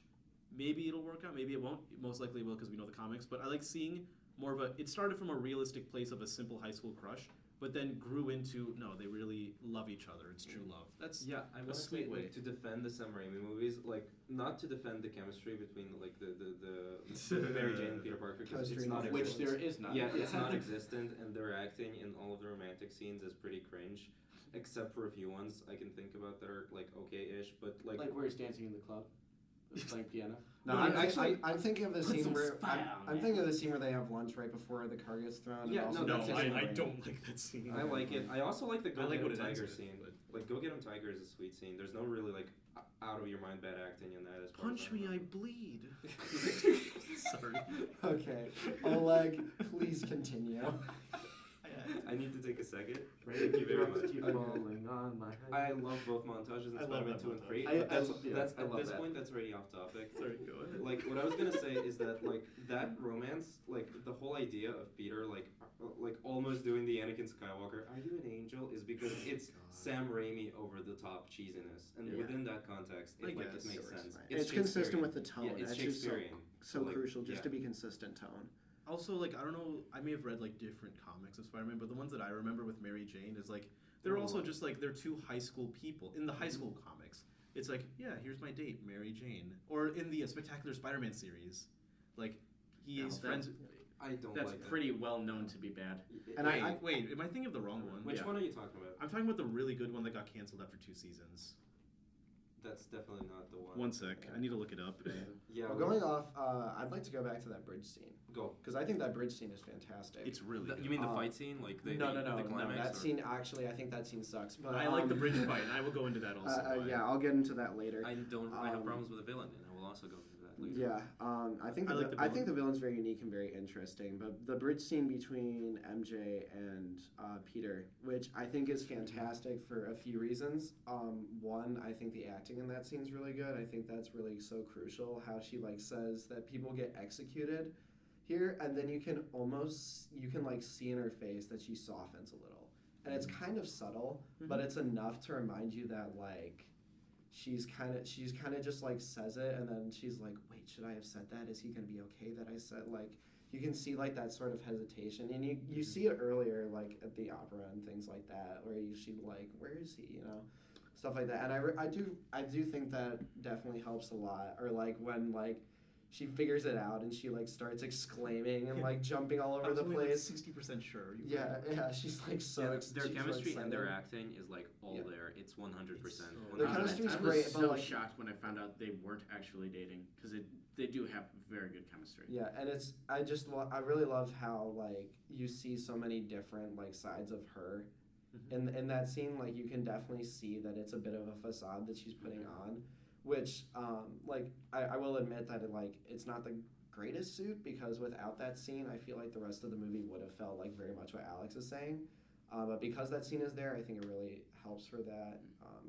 I guess we can now move into the other bridge Wait, scene, unless anyone. What is I had a little bit to add. I, A little bit to add. Okay. I'll let you Two go things. first. One, it was Spectacular Spider-Man, and you guys don't like that cartoon? No. Wait, no. Not That's many people did. Once again, we'll probably cut it out, but could you just show me a picture of Yeah. Spider-Man? Because if it's the one I'm thinking about, I Yeah. personally think it sucks. I think this is the same one I'm thinking of. well, if judging by our reaction, we are yeah. thinking of the same one. I think you're thinking the same one, but not the one that I'm thinking of. It is possible, so please show the picture. This one. Yeah, I no. dislike You it. don't like this one? Nobody Not at all. does. No, people love this one. This This is the is- one that no. I disagree. Like this on is the the one- internet, if it's Yeah, actually look kind of it up. widely No, known this is for the one being that is bad. universally agreed to be the best Spider-Man cartoon. No, Yes. Spider-Man the animated series. You Yeah, jackass. that is true. No. Spectacular Spider-Man. Nope. Radioactive. This is the one that is Spider-Man. universally agreed to be No, the best people, one. people on the internet like hate on this one. Yeah. They like No. rip on it as much as they do on the Mark Webb series. That is but that is incorrect. that is beyond the point. We'll get back to this later. I think we shouldn't like we have like Obviously, certain it's Spider-Man pieces of Spider-Man media- and his yeah. amazing It's all recording. Spider-Verse, and we have to talk about. Oh, we that. have yeah, to okay. touch. So finishing off, let's just go straight to the villain of Well, Far From real Home, quick I think, about the before bridge we go. scene. I hate conveniences and contrivances in that bridge scene. When like I like their little interaction there, and then the projector happens to fall out of his pocket and then start playing at that exact moment. Oh, and then suddenly we understand the big mystery. It's revealed. And I was fine with that. She's like, Ah. yeah, what about this? And then like it starts bugging out and she drops it. It made total sense. She's like, I yeah. can see where your problem What is, these but I webs? personally don't have much of a problem with that like little convenience it myself. feels like if If you want they, to talk about conveniences, let's bring it back feels the, like it Sam would be Raimi like if movies. in Zodiac they pull Let's out a picture of the Zodiac killer shooting someone. Is this the guy? Oh my god!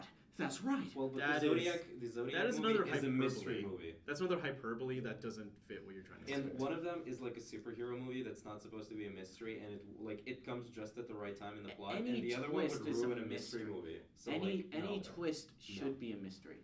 not it- necessarily. No, The Sixth Sense twist is not a mystery. I also think it's a bad plot. Okay, that's beyond the point, but regardless. Yeah, any good It's not a twist mystery, should be a mystery. I think. I so think it should whatever. be- Let's stay on Spider-Man. It's still contrivance. Okay, We can get into that later. Yeah, have I my can give you an thoughts on example, that, but it's very off topic, and it's from a game, so I'll hold off on that, like for a private talk or whatever. But What do we think about Mysterio? I I'll go like last. him. I'm calling last. I think it is an interesting way to update the character.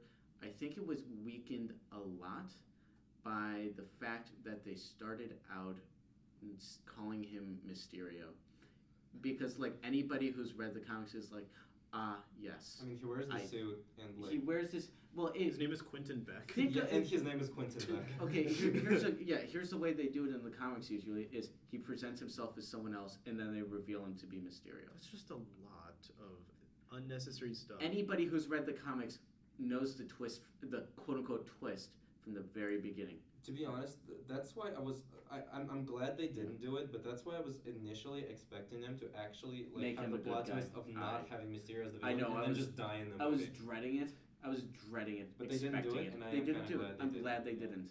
But yeah, I think if they had presented it a little bit differently, if they didn't start him out as Mysterio, Quentin Beck, you know, I think this is a case where He's you easily have to recognizable. keep it separate from the comic and see how it works. it's impossible. If It's they not. have the Green Goblin come in, he's like, I'm a good guy. No, You're going, you have to he's watch. bad. I think you literally just have to watch the movie and be like, okay, let me see this take and see what Okay, happens. let's put it like that. Nobody like when we were watching the movie, like nobody really thought that Mysterio was not going to be the villain. I thought he was gonna be the villain, but I was exactly. curious how they Yeah. reveal it and for what Yeah, purpose. that's why I'm fine with And it it. was. That's fine. I think it Yeah. was very like interesting and different. the There's way more that to they it than went about the- revealing Think it. And now he's the bad- Think how good it would be if you didn't know all along that he was the bad guy. I actually I if could you see it didn't happen. know it for okay, a fact. Alex, hold on to that thought when we circle Okay, around. okay. I will Yeah. take that because I don't entirely agree with that, but there's something. Okay, yeah.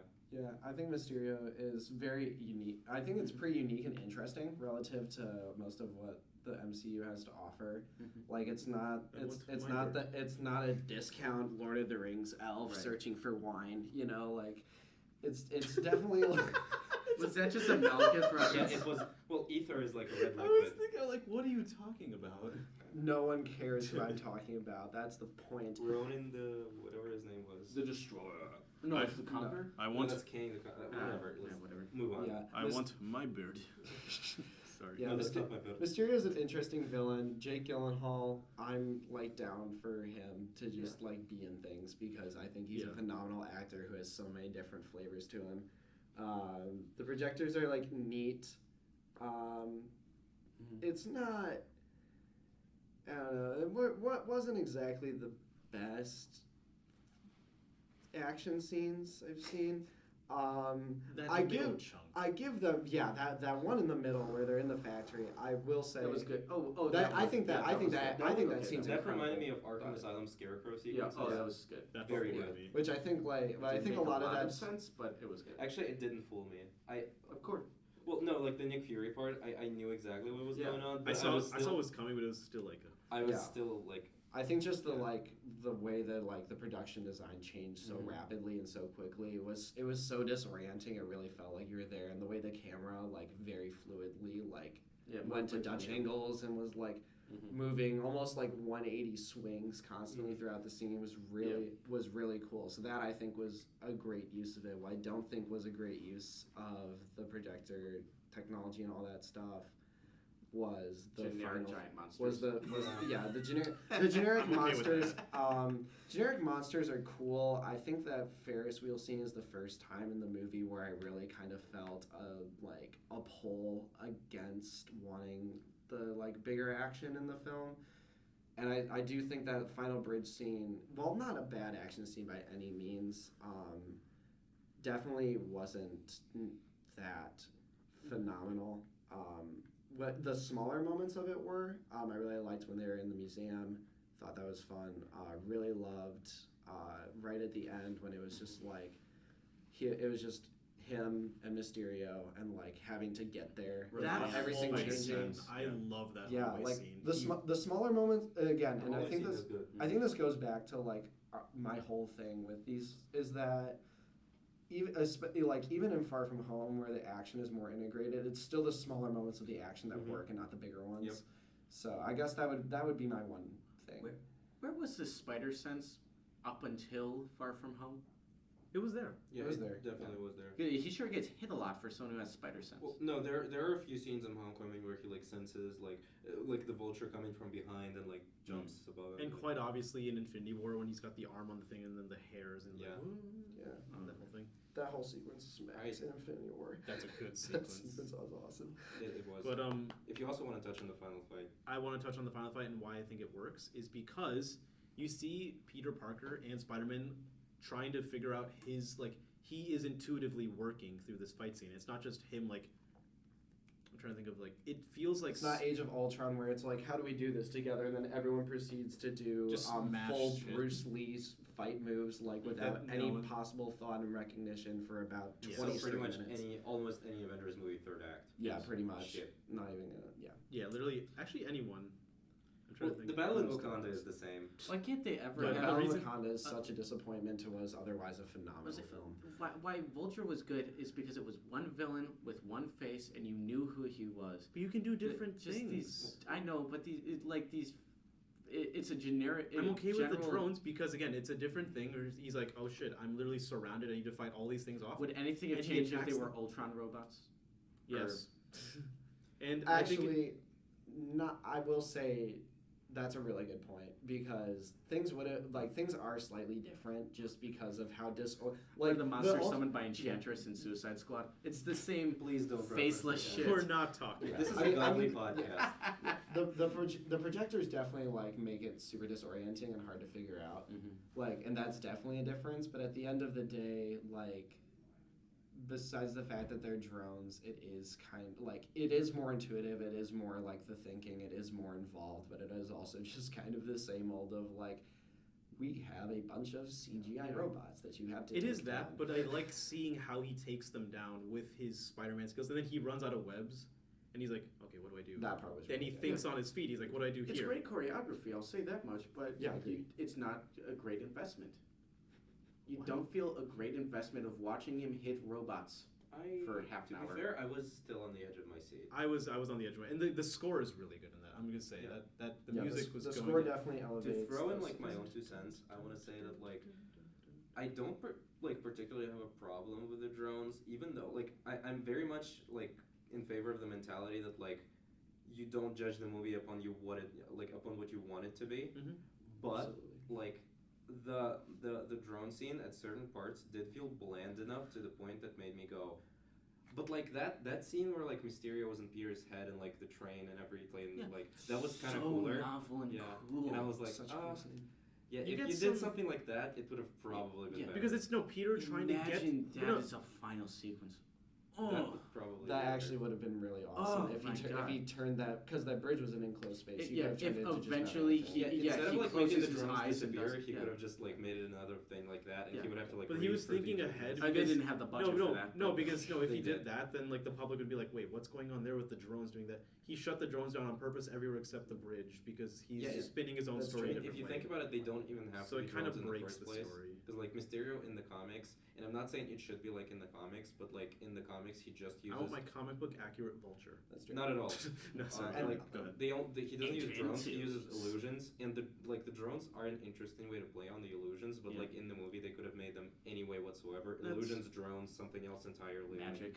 Yeah. Although that Probably- was yeah, so probably not good. that. I agree with you that like you shouldn't judge a movie based on what you want it to be, but what it is. Like I agree with that so wholeheartedly. But I think a bit of an exception can be made when they do something earlier and then they could very much build on it later, and instead they duck When- down. when It's they- sort of, you- it's I sort of think like you the can- same where you're watching an Yeah. action movie and like.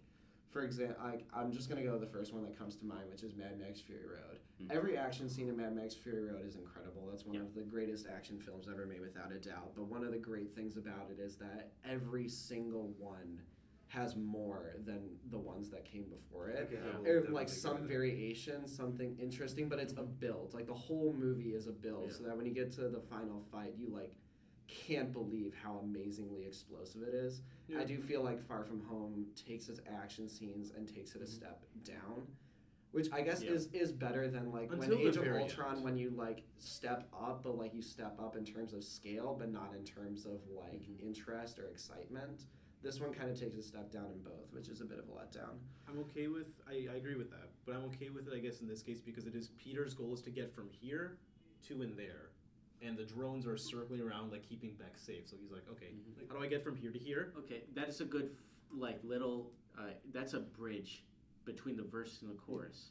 That is not the final fight. Yeah, I think No, a then good- the final fight is when he gets in there, And then they just turn invisible. That I think a good way to put and it he has to is use that the spider sense, which hasn't been working we're through the not entire really movie. saying that like what they've done in the movie is shit. It's just No. that like it's worse than like the action scene they have Yeah, in the movie yeah. before I that can with agree with that. Mysterious abilities, and that's why it's disappointing when you watch it. That's very I much do how like feel. the ending note though of how he defeats Mysterio. Yeah. No, that is And Yeah, like, no, that's personally, good. I Yeah. think that like what you said about how like if the final I have no problems with the final fight. Literally just him trying to get from point A to point B and the drones flying around. Mhm. Like I think that's a perfectly acceptable setup for Yeah. what is easily one of the more character driven Yeah. and like personally focused films And it fits in with this Mysterio's- franchise. Mysterio really well is that he's not a fighter. Yeah, it fits Yeah. with Mysterio well, and also fits really well with the arc of a young superhero who is like, because of like puberty and all various things, is very much trying to find themselves, and so it makes sense that they'd have to think through this situation. Just saying that the scene is a disappointment, not because of the idea behind it, but because of its execution. Okay, I can. Yeah, no, I think we can all agree on Okay. Yep. most yeah. of those. Okay. Okay, and So- now Villain. Villain or Spider Verse? Well, no, sorry. Oh yeah, you never dislike- gave your. You never Well, gave- yeah, I wanted to go last, and like, You went very last. and I like once again, I think like Jake Gyllenhaal does an amazing job. He's a great actor, and he's great in this movie. I think all the action set pieces, even the ones that I found disappointing, as we already talked about, looked Yeah. good. yes. They looked Wow. interesting. Yeah. Mysterious abilities and costume are all perfect, but it's I have a okay. Not gonna reference other movies. Gonna stay on focus. I think that like the reason I was okay with the plot twist, and I asked you to hold that thought for a second, is because the way they started doing it was completely different. Like he was from a different dimension. I knew that part was probably not true, but he had like lost like his family, like his wife. I don't remember if there were any children, Yeah. but like whatever. Like it's interesting build up, and they make him to be a character. But then, like when they like in the bar, I absolutely hate the bar scene when they strip away like the like I like Mysterio's like acting. I and- like that bit. I like no, it. I think they just like they turn a potentially great character into kind of a wet fart story wise, because like they build up this deep great character, and in the end he just becomes a cackling Oh, like no, character. That's what I love about it. He's just an No, asshole. the character Yeah, no, the beforehand char- that they build up, his like facade story, is like a shit schmuck writer. Well, yeah, but the thing is, you don't know where they're I gonna go lost with my it. entire family in And you another know for dimension, sure, and now I'm here to save the day from the evil monsters. It's a schmuck story. of course, because it's false. Yeah. And as a viewer, you know that it's false. Yeah. So you already know that the reveal is coming. Okay. But especially coming off of Vulture, who is, Different I think, villain. in everybody's opinion, Yeah. one of the greatest villains in the MCU. Not saying which one, but like one of. You're saying he should have been better motivated than fart. Exactly. Yeah. No, because he literally like his motivation with like Tony Stark like firing him is very weak. that It was barely, dumb. Yes. It barely touches on this classic Spider-Man thing that they're all like ripped off Yeah. like working class people. It's like, yeah, we got a check, we can move on type of thing. Yeah. And like he really hasn't like the bar scene, like it's fun to watch, and it's like when he finally reveals it, you kind of like revel in just how he's enjoying how evil Yeah. he is. But like the cackling where he's just like, you might as well put on like a stash. Yeah, and, that was a bit The over cackling the was a top. bit much, but the reason I'm okay with it is because this guy, he's just an asshole who wants to be famous and like beloved by people.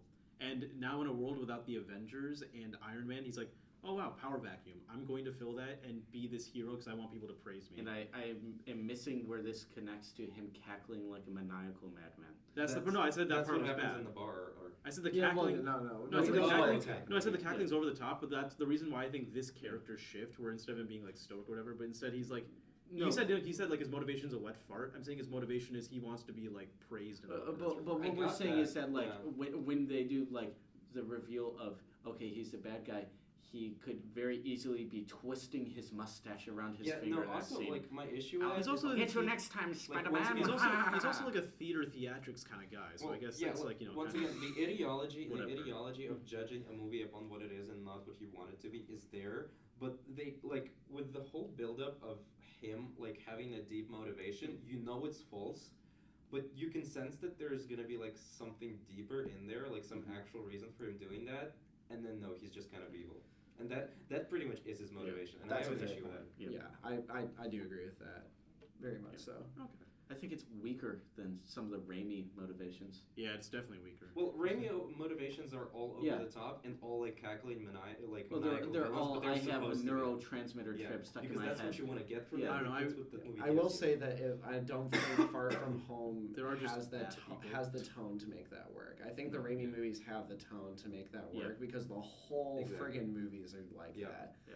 And for Far From Home, it really did kind of, and that for me is my biggest issue with it is that, like in Homecoming, where it felt like a separation between the Marvel and the high school. In this one, they felt like they were intertwined with each other. The conflicts were intertwined, but the tonal indifference was still there. So for me, the Okay. whole movie was just tonally kind of jarring. Maybe I just don't like high school movies. That might be it.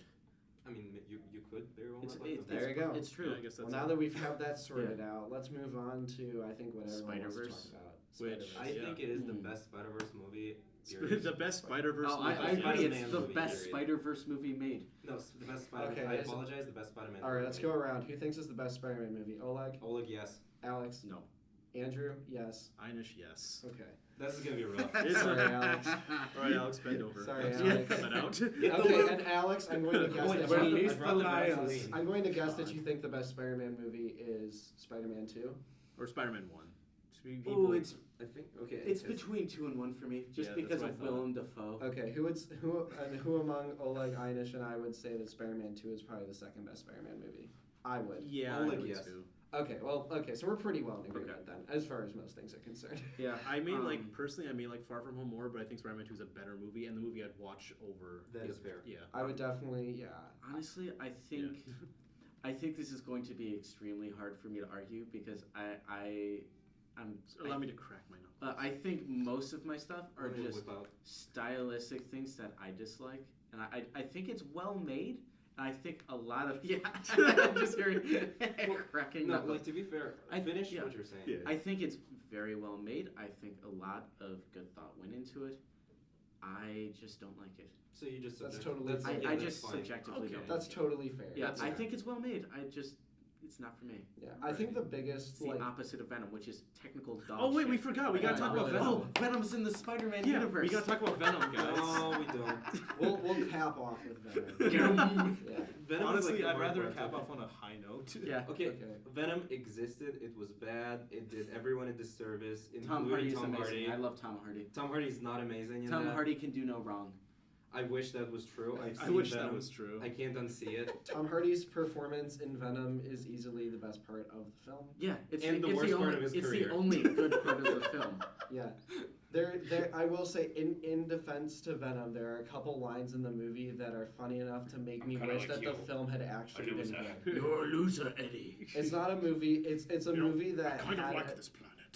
it's a movie that had enough little bits and pieces of potentially interesting things that I wish it had. None of it was interesting. It's the movie. It It's wasn't- so bland. none of it was interesting, but it had enough potential to be interesting that I wish it Okay, had so been It's better. the True movie story. Upgrade, but done poorly. Yeah, with an extra Yeah, true story. $195 million. This very year, this semester, the three of us started watching this movie. We all went to bed before at Yeah, that point. we bought I saw it in pizza. a theater, so I didn't have that option. We- I also literally, saw it in I a literally theater. had a headache, and eating Burger King made me feel better.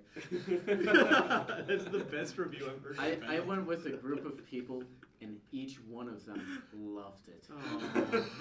Yeah, I have that one friend in the university who absolutely like loves that movie. I am in a I think Oh, that's like the best proper thing. way to I'm say in a I have group that chat one friend. That is named after the movie. Venom. Yes, Wait, what? because they love it. They what? They unironically love it. Oleg can't wrap his mind around the idea that someone enjoys this film. I will like say how- it's better than the Mark Webb movies. And I'm but willing to it's talk more about this enjoyable because for I know sure. those same people are the same people who will never listen to this podcast. It's like I don't like it's like I can't say they're more enjoyable because just like I didn't enjoy either. So I think we can I all have agree red that skin. Venom is phenomenal. Yeah, And now we love can it. move on to To Spider. to a Spider- shitty movie called Spider-Verse. to Yeah. Well, I only some have 20 minutes humdrummery. left because I have a interview actually at 5:40. So Okay. Well, I have basically no arguments, so I let's talk about what we like. no valid 'Cause I have arguments. no Okay. negatives for this movie. I will say I think there is the one like best criticism that I've heard for Spider-Verse is that as you know, I mean, and this is just an obvious one, but as a family-friendly Mhm. superhero film, it's somewhat predictable. It's not Yeah. nearly as predictable Well, as say yeah, Big that's- Hero 6, where I literally sat down and Yeah. within 3 minutes I could have written the entire plot Mhm. of the film on a sheet of paper. That's really like about all I can bring against Spider-Verse. I mean, stylistically, it's so unique. Mhm. It's It'll really never cool be how they pulled dated. up. Yeah, because I mean, it just looks like a comic book, and like as It's long going as to people be read very comics, unique up until Spider-Verse 2 comes out.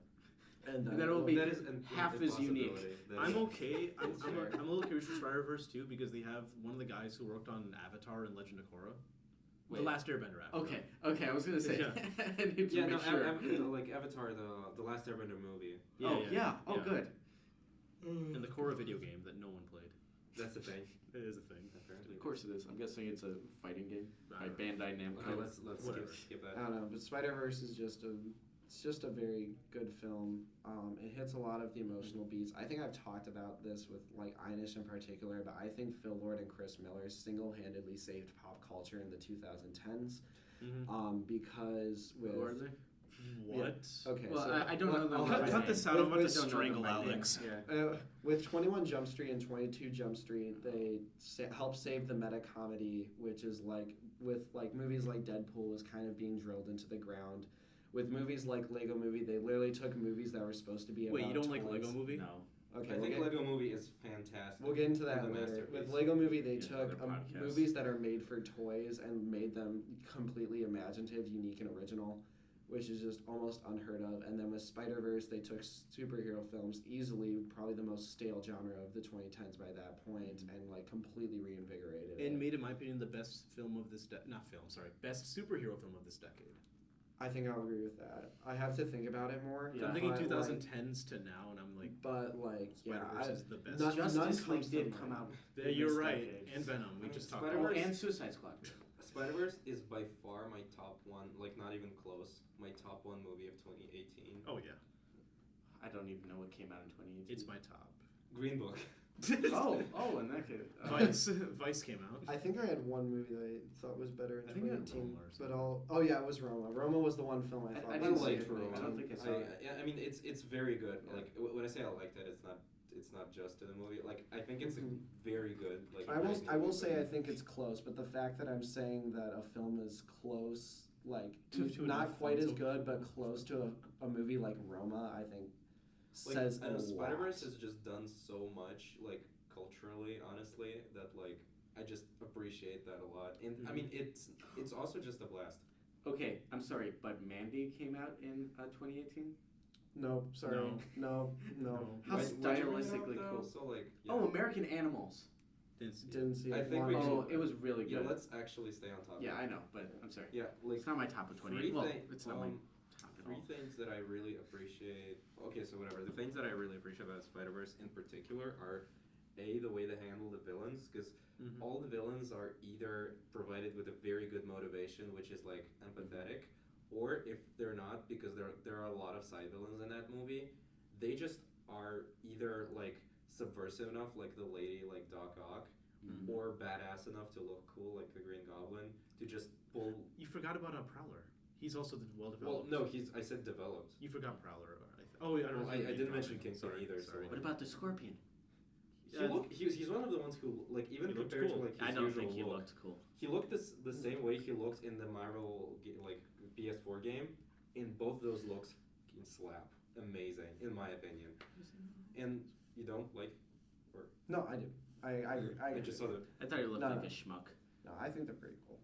And yeah, one more thing that I really like about Spider-Verse is from a financial perspective, it was the perfect movie to make for a big studio because it not only it creates a potential for an actually good like cinematic universe, brings in a lot of characters and potential for selling toys, which And you have the companies care animators about. that worked on the Emoji Movie, who have finally a good movie on their resume. And I'm I so also happy want to for point that. out that they advertised a lot of comics without spoiling anything. Like I'm gonna just as an example, I'm gonna use one spoiler from a great comic book series about like Spider-Gwen. Mm. Absolutely recommend. Oh yeah. Yeah, No, I know like the they one. literally show the scene where Mhm. she accidentally kills Peter Parker, aka the Lizard, without revealing that it is Peter Parker. Yeah. who she Or that lost. he's the lizard. Or, well, yeah, and like I she just do say I lost someone I appreciate. cared about. I do appreciate too the way she's looking at him throughout the whole movie Mhm. is like her lost friend that she Mhm. accidentally killed. Yeah, and like there are a lot of just Yeah. moments, Easter eggs, tie-ins in there like that who the Mhm. fans will absolutely appreciate and that advertise the comics I'm a big Spider-Man With noir being, fan, like, so with being Perfect very in this movie. respectful to the source material, like getting it right and not spoiling it is just something that I appreciate to an insane degree. I am terrified of one thing you said in there, which is setting up a cinematic universe, because I am It does. terrified. It I does do know. that. As long as Phil Lord and Chris Miller stay on, I think know, it'll be I- No, but there's potential for a like from this movie you could make a Oh, great yeah. sequel. No You problem. could at make all. a great sequel, but I'm just worried that that Sony is going to do what DC is doing with Joker, where they take just the wrong message from it and go, so what you're saying is we should make 1,000 different versions of Spider-Man. Well, I would put That's it like very that. possible. But I will It say, is I'm unfortunate. afraid. It is unfortunate, but like The film is called Spider-Verse. yeah, like being afraid of I'm being afraid of a movie being shit is not like a justification for not making the movie in the first place. and it's not going to ruin Spider-Verse. I'm afraid of the Yeah. mentalities it can make. Spider-Verse is not Joker. It's not like Yeah. Spider-Verse is not supposed to have a sequel in concept. Right. You very much could make Yeah, it. no. I'm not saying it makes the movie bad. I'm saying just as a general Well, no, the statement. Joker should I'm not have a afraid. sequel, but that's off topic. Yeah, no. Todd Phillips needs money. Luckily, Riddler, Catwoman, and the Penguin are all getting their solo films. So. All right, you wanted to say something? yeah, I just want to go off what Oleg said, which is that like so often, like just in the history of cinema too, like the prospect of a sequel is more of a scare than like an excitement. Just in general. I mean, we like to think of it in modern days, but like I can tell you as a huge fan of like the Universal classic monsters of the 30s and 40s, like they beat those IP into the frickin' ground. They're like 6 feet under. They just That's 6 feet, more absolutely like 60 feet. How about American Psycho 2? Why did we need I this? know, and they like you know, a That's shot-for-shot remake of Psycho from Gus Van Sant. Is that like, Vince Vaughn? like, yeah, with Vince Vaughn. Like, it's such a scare. It's so rare and so cool to see a movie that's like, I'm gonna have a sequel, and you just sit back and think, yes, please. Yeah. I just Spider-Verse is one of those. and it's so rare to have that. I want to touch on the characters, like the protagonists of like all this, because I feel like, honestly, out of the 6 of them, I think 5 of them have really good arcs, or 4 of them like pat Okay, down. Spider-Ham does not have an arc. That's No. one, but he served the purpose of being comedic relief. That did not annoy me, and I actually That's fair. laughed. That is fair. And the jokes about like classic like Warner Brothers kind of animation Looney Tunes sort of stuff, like just the jokes that he had like that were like, I would say here's- the anime Spider-Girl didn't have an arc either. she didn't have a very strong arc, but she had enough of arc where it's like, my father built this robot, the robot died. She like There were it's- 3 not an arcs. arc. That's and not an arc, It but, was Peter B. Parker, it was Miles, and it was Gwen. yes. I would say Even- Spider-Man Noir had some Did sort he of have arc. an arc? What's Yeah, his yeah. arc? Well, his arc is about like he's like so unemotional and all that. and he like thinks he accepting gets- friends. Yeah, and that is cheesy for a kids movie, but like it's It's an arc. Spider-Man Noir played by Nicolas Cage. That is like the best casting choice ever made in the history of like the universe. I just want to say. So yeah, I think out of the 6, I was a bit incorrect when I said 5 have good arcs. I think what I meant to say is I really love like all 6 of these characters. Oh yeah, that's fair. I love all 6 of them, and 3 of them have very good arcs. I Peter find B. Parker's Spider, arc. Spider Pig annoying. I didn't I like think him. I was going to think he's annoying. He's There kind. wasn't too much of him. He was pretty Yeah, restrained. I'm glad for that. Yeah, and then like also the cool thing is like what we talked about the animation style. Mhm. One thing that animation doesn't get enough credit for because there's so many bad animated movies is the fact that you can literally do anything as long as you The have movement as of long the as you have the characters. imagination for it. It wasn't if I'm not mistaken, Spider Pig was 12 frames a second Yeah, Yeah. rather than I or think was so. it the anime? I know that I think both of them. I Or know that like both they of them did were different Miles. frame rate. Which I know was- they did Miles in half the frame rate originally, it like for the first half, and then once he Yeah. comes into it, he gets to full frame rate. which like, really that's a works. 'cause nice they touch. show- Yeah, and No, that's the movie like looks beautiful. Overall. yeah, and that's such a good thing. Like again, I think a lot of that's like Phil Lord, Chris Miller. You look at the Lego Movie. There's even though the scenes are CGI, there's thumbprints on the Legos, like they were You constructed by didn't need people. that. Like it's so unnecessary, and like Pixar does the same thing. or Like, the lighting where it looks like actual sunlight. yeah, and like just- I love how it blurs. Like the blurs in Spider-Verse are just like the different like spacings between like the circles and stuff like that. It's just so unique and so cool. It was a style when I saw the trailer, I hated it and did not want to see it. And when the movie came out, I was blown away. I didn't see it for did it come out last year? Yeah. 2018. I believe I saw it this year. Like after the school year started, I watched it. Like I mean, when I saw the ads, I already knew I was gonna see it. and I did. I saw saw it in the ads theaters, and I I'm think, like, 3 I am times. going nowhere near and I this. never see a movie more than once in theaters, let alone twice, let alone 3 times. Like that movie, I went back. Like I think I can count on one hand how many movies I've seen twice in a theater, and this hit like True. 3, and it was. True. Yeah, that's very fair. This is definitely a movie you can watch more than once, and I think a lot of that is just like for a lot of different reasons. One, there's a lot you can pick up on, especially in terms of like stylistically. 2, I think it's just remarkably entertaining. It's very funny. The action is really fluid, Oh, yeah. which is so rare for any movie, let The alone music. an animated film. Oh, yeah. The music is wonderful. The soundtrack soundtrack is fantastic. up, Danger? That scene, I was. Oh, I will say, man. for What's up, as Danger? someone who does both 3D and 2D animation myself, I can really appreciate everything they did with that. Of like, I think if I'm correct, they did 3D and then drew on animation top of first it. and then drew on top of it. Oh, that was done really well because Yeah. it gets around the issues of 2D, which is it's really hard to visualize in your head how the thing is going to move from frame to frame, and it gets around the 2D thing or the 3D problem of okay, everything looks really stiff because we have a 3D model that can only move in like a realistic way. So like almost every 3D anime ends up looking like dog shit because because you know everybody's face is locked in a permanent just scowl or just blank face, you know. So you're like okay. I wish more studios blended the 2D and 3D. Like it honestly. Well, it's because it does double your work. it's double You the have work. to animate it in 3D, then you have to animate it and in it's more 2D. money. It's double the work. And Spider-Verse double only the costs time. 90 million, which sounds like a lot, but considering animated it's not. movies, that's not No. a lot. No, not at all. I mean, you think double about the how much work, money- you double the money, you double the time. Yeah.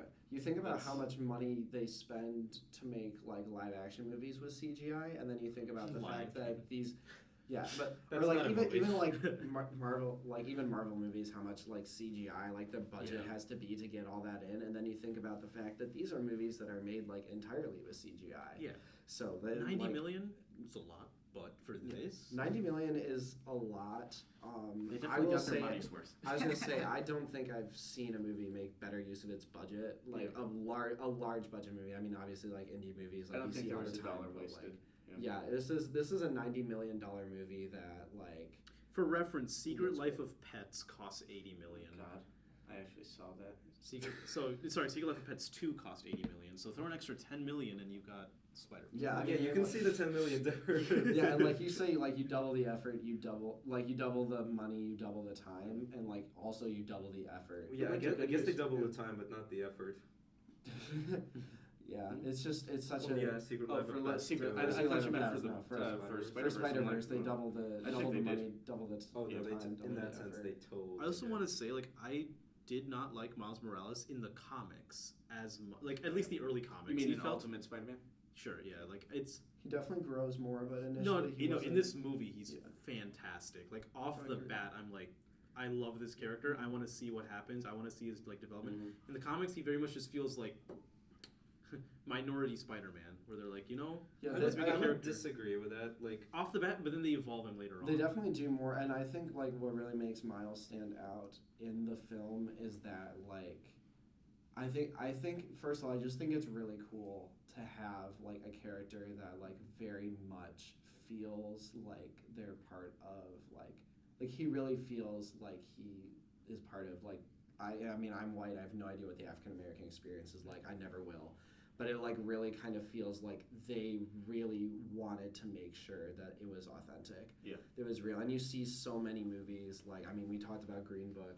You're just like a white person sitting down and Oh saying, no, I'm going to nail write. on the head, baby. Yeah, they're like, I I'm going hate to Green sit Book. down and write what I think the African American experience is, and not really like actually Yeah, know I what had it to is. write And a this movie? this movie really felt like it cared, and I hate it. Like, it's so frustrating when like it's so obvious that they're using a minority group for cash and not to be like honest Oh, and yeah. genuine. as with This someone it. who had to movie- write a paper on Green Book for a class, I agree with you wholeheartedly. Yeah, and Yeah, I that's really hard. love like this movie goes right into it, and I'm like, yes, this feels like a real Yeah. African American kid, appreciate- but it doesn't feel like they're stereotyping yeah, him Also to be half this way. Mexican as well. Yeah, I very. would say yeah. it wasn't just the switch from Hal Jordan to Jon Stewart. It wasn't just, okay, we'll put a different skin color on Race. him, and then Yeah. it's the same character. And The one thing I can appreciate also about this movie when I look at the entire cast is this is a movie where the protagonist, a mixed race, like Mhm. African American, Hispanic descent, character, a female main character. Yep.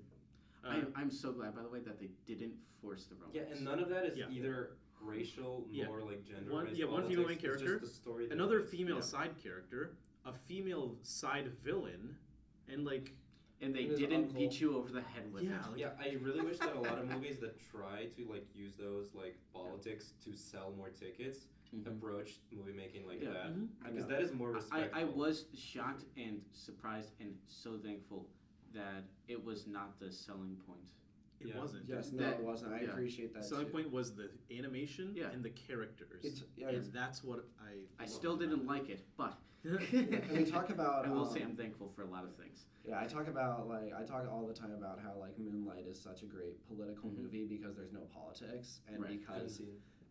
It's good. it's a film. It is yeah. my favorite film of that year. It's which such it a wasn't. good. It's such an amazing film, and like a big reason for that, for like if like you leave the movie and you like have all these reflections on Mhm. like people who are impoverished, people who are African Americans, people who are part of the LGBTQ community in a world that like sadly is just not ready to accept them yet. And you think about all these things not It's because it's in the heartbreaking. film, but because the characters and the story They go through are it. so It's just- engaging that I've only seen the film once, and I could still probably tell you everything that happened when Yeah. I saw it from 3 years ago now. Marshawn Ali in that is great. Yeah, it's such a phenomenal film. The I think. 3 different Chirons are. Oh also my god, really yeah, and I think fantastic. like Spider Verse is a lot of sort of like the same thing. Like like going back to it, there's a lot of that like political stuff in there, and like you can really like, but it doesn't feel forced. It hammer it in, feels yeah. Yeah. it feels like the character. It feels like they have that same really practice and delicate touch of like a Spike Lee movie. You had me until that. I love Spike Lee. I think I he's a do. phenomenal filmmaker. But he I has do all wish the he restrained subtlety of a himself. sledgehammer to the to head. do justice, I wish to do he was- justice to Spike Lee, I think you really toned it down for Black Klansman, which is still admittedly a very political Yeah. movie. And two over the top, but yeah. I think Spike Lee is a phenomenal filmmaker. Oh, yeah. And here's a big thing. I think Spike Lee is a phenomenal filmmaker when he's making movies with messages and not message movies. That, And you know, like Moonlight is very much a movie with a message, and Green Book is very much a message movie. And if you Yeah. want to talk about which one people are going to think is better, Ford and v. right Ferrari. now and literally forevermore, message. like Ford v just Ferrari's movie for the year. Yeah, and It before is. we move on, I also want to do justice to the Miles Morales Ultimate Comics because that is once again the Ultimate Comics in general not great, but Fair. like he is probably one of the best parts of those. Even though it's still not great, they don't trade it like it's Spider-Man but a minority.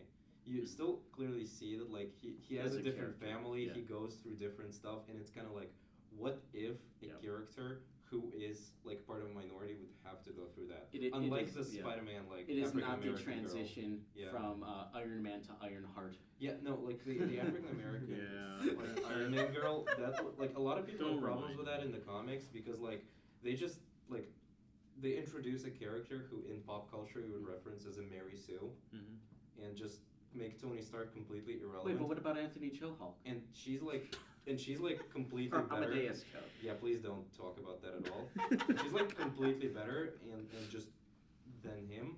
And Yeah. you feel like they're just forcing it down on you, and I feel like it's kind of disrespectful because that is that like in a lot of people, you can see it on the internet as well, creates like a kind of like an undertone resentment towards the fact that they're shoving all of those Well, minorities. there's a down reason people's that they throats. undid everything they did. Yeah, and like that only like that does not politically help their message nor just like the good fight, so to speak. That is counterproductive. Mm-hmm. I was say I have to leave in like 2 minutes. Okay. Well, I mean, yeah, we Yeah. are kind of wrapping. Yeah, up. so should we just wrap up real Yeah, quick? can I Yeah, say go ahead. one thing real quick? Is that I have always held this position. I've always said it in my all of my creative writing classes. It's like any story is a persuasive essay. If the person knows that they're being persuaded, or that you're trying to persuade them, it's going to harm your ability to persuade them. If they don't know that you're slowly working your like roots into them, that's when It's it like the works thing well. where it's like, the medicine in the food. Like, Yeah, exactly. If you don't know you're It makes a taking pill easier to They- accept if you don't know you're taking it. They teach us the same thing in marketing. Is like Mhm. they're like always make your ads. Subversive and Yeah, they're- work on yeah. their subconscious. If your ads feel like ads, then they're bad ads. Consume. Yeah. reproduce. Yeah. We're just talking about They Live. Have you Okay. seen it? Yes, I know what you're talking about. I'm just worried. I'm just glad you said something because I was worried they wouldn't. Yeah. Otherwise, we would have just told people to Yeah, consume. consume. movies. You know what to do, audience. Fun, We fun don't story. have. The McDonald's red and yellow is because red and yellow makes people hungrier. Really? Yeah. Yeah, no, Actually, color's very important. does it? I But read- we can get into marketing Yeah, later. I it's can okay. talk about all Red and that yellow, the stuff. colors of Episode two. Spider-Man. No. Yeah. All right, echo chamber over. Is that the? Is that no? the, It's probably not. No, The it's end of the definitely echo? not. All right, echo chamber over and out. Over and out.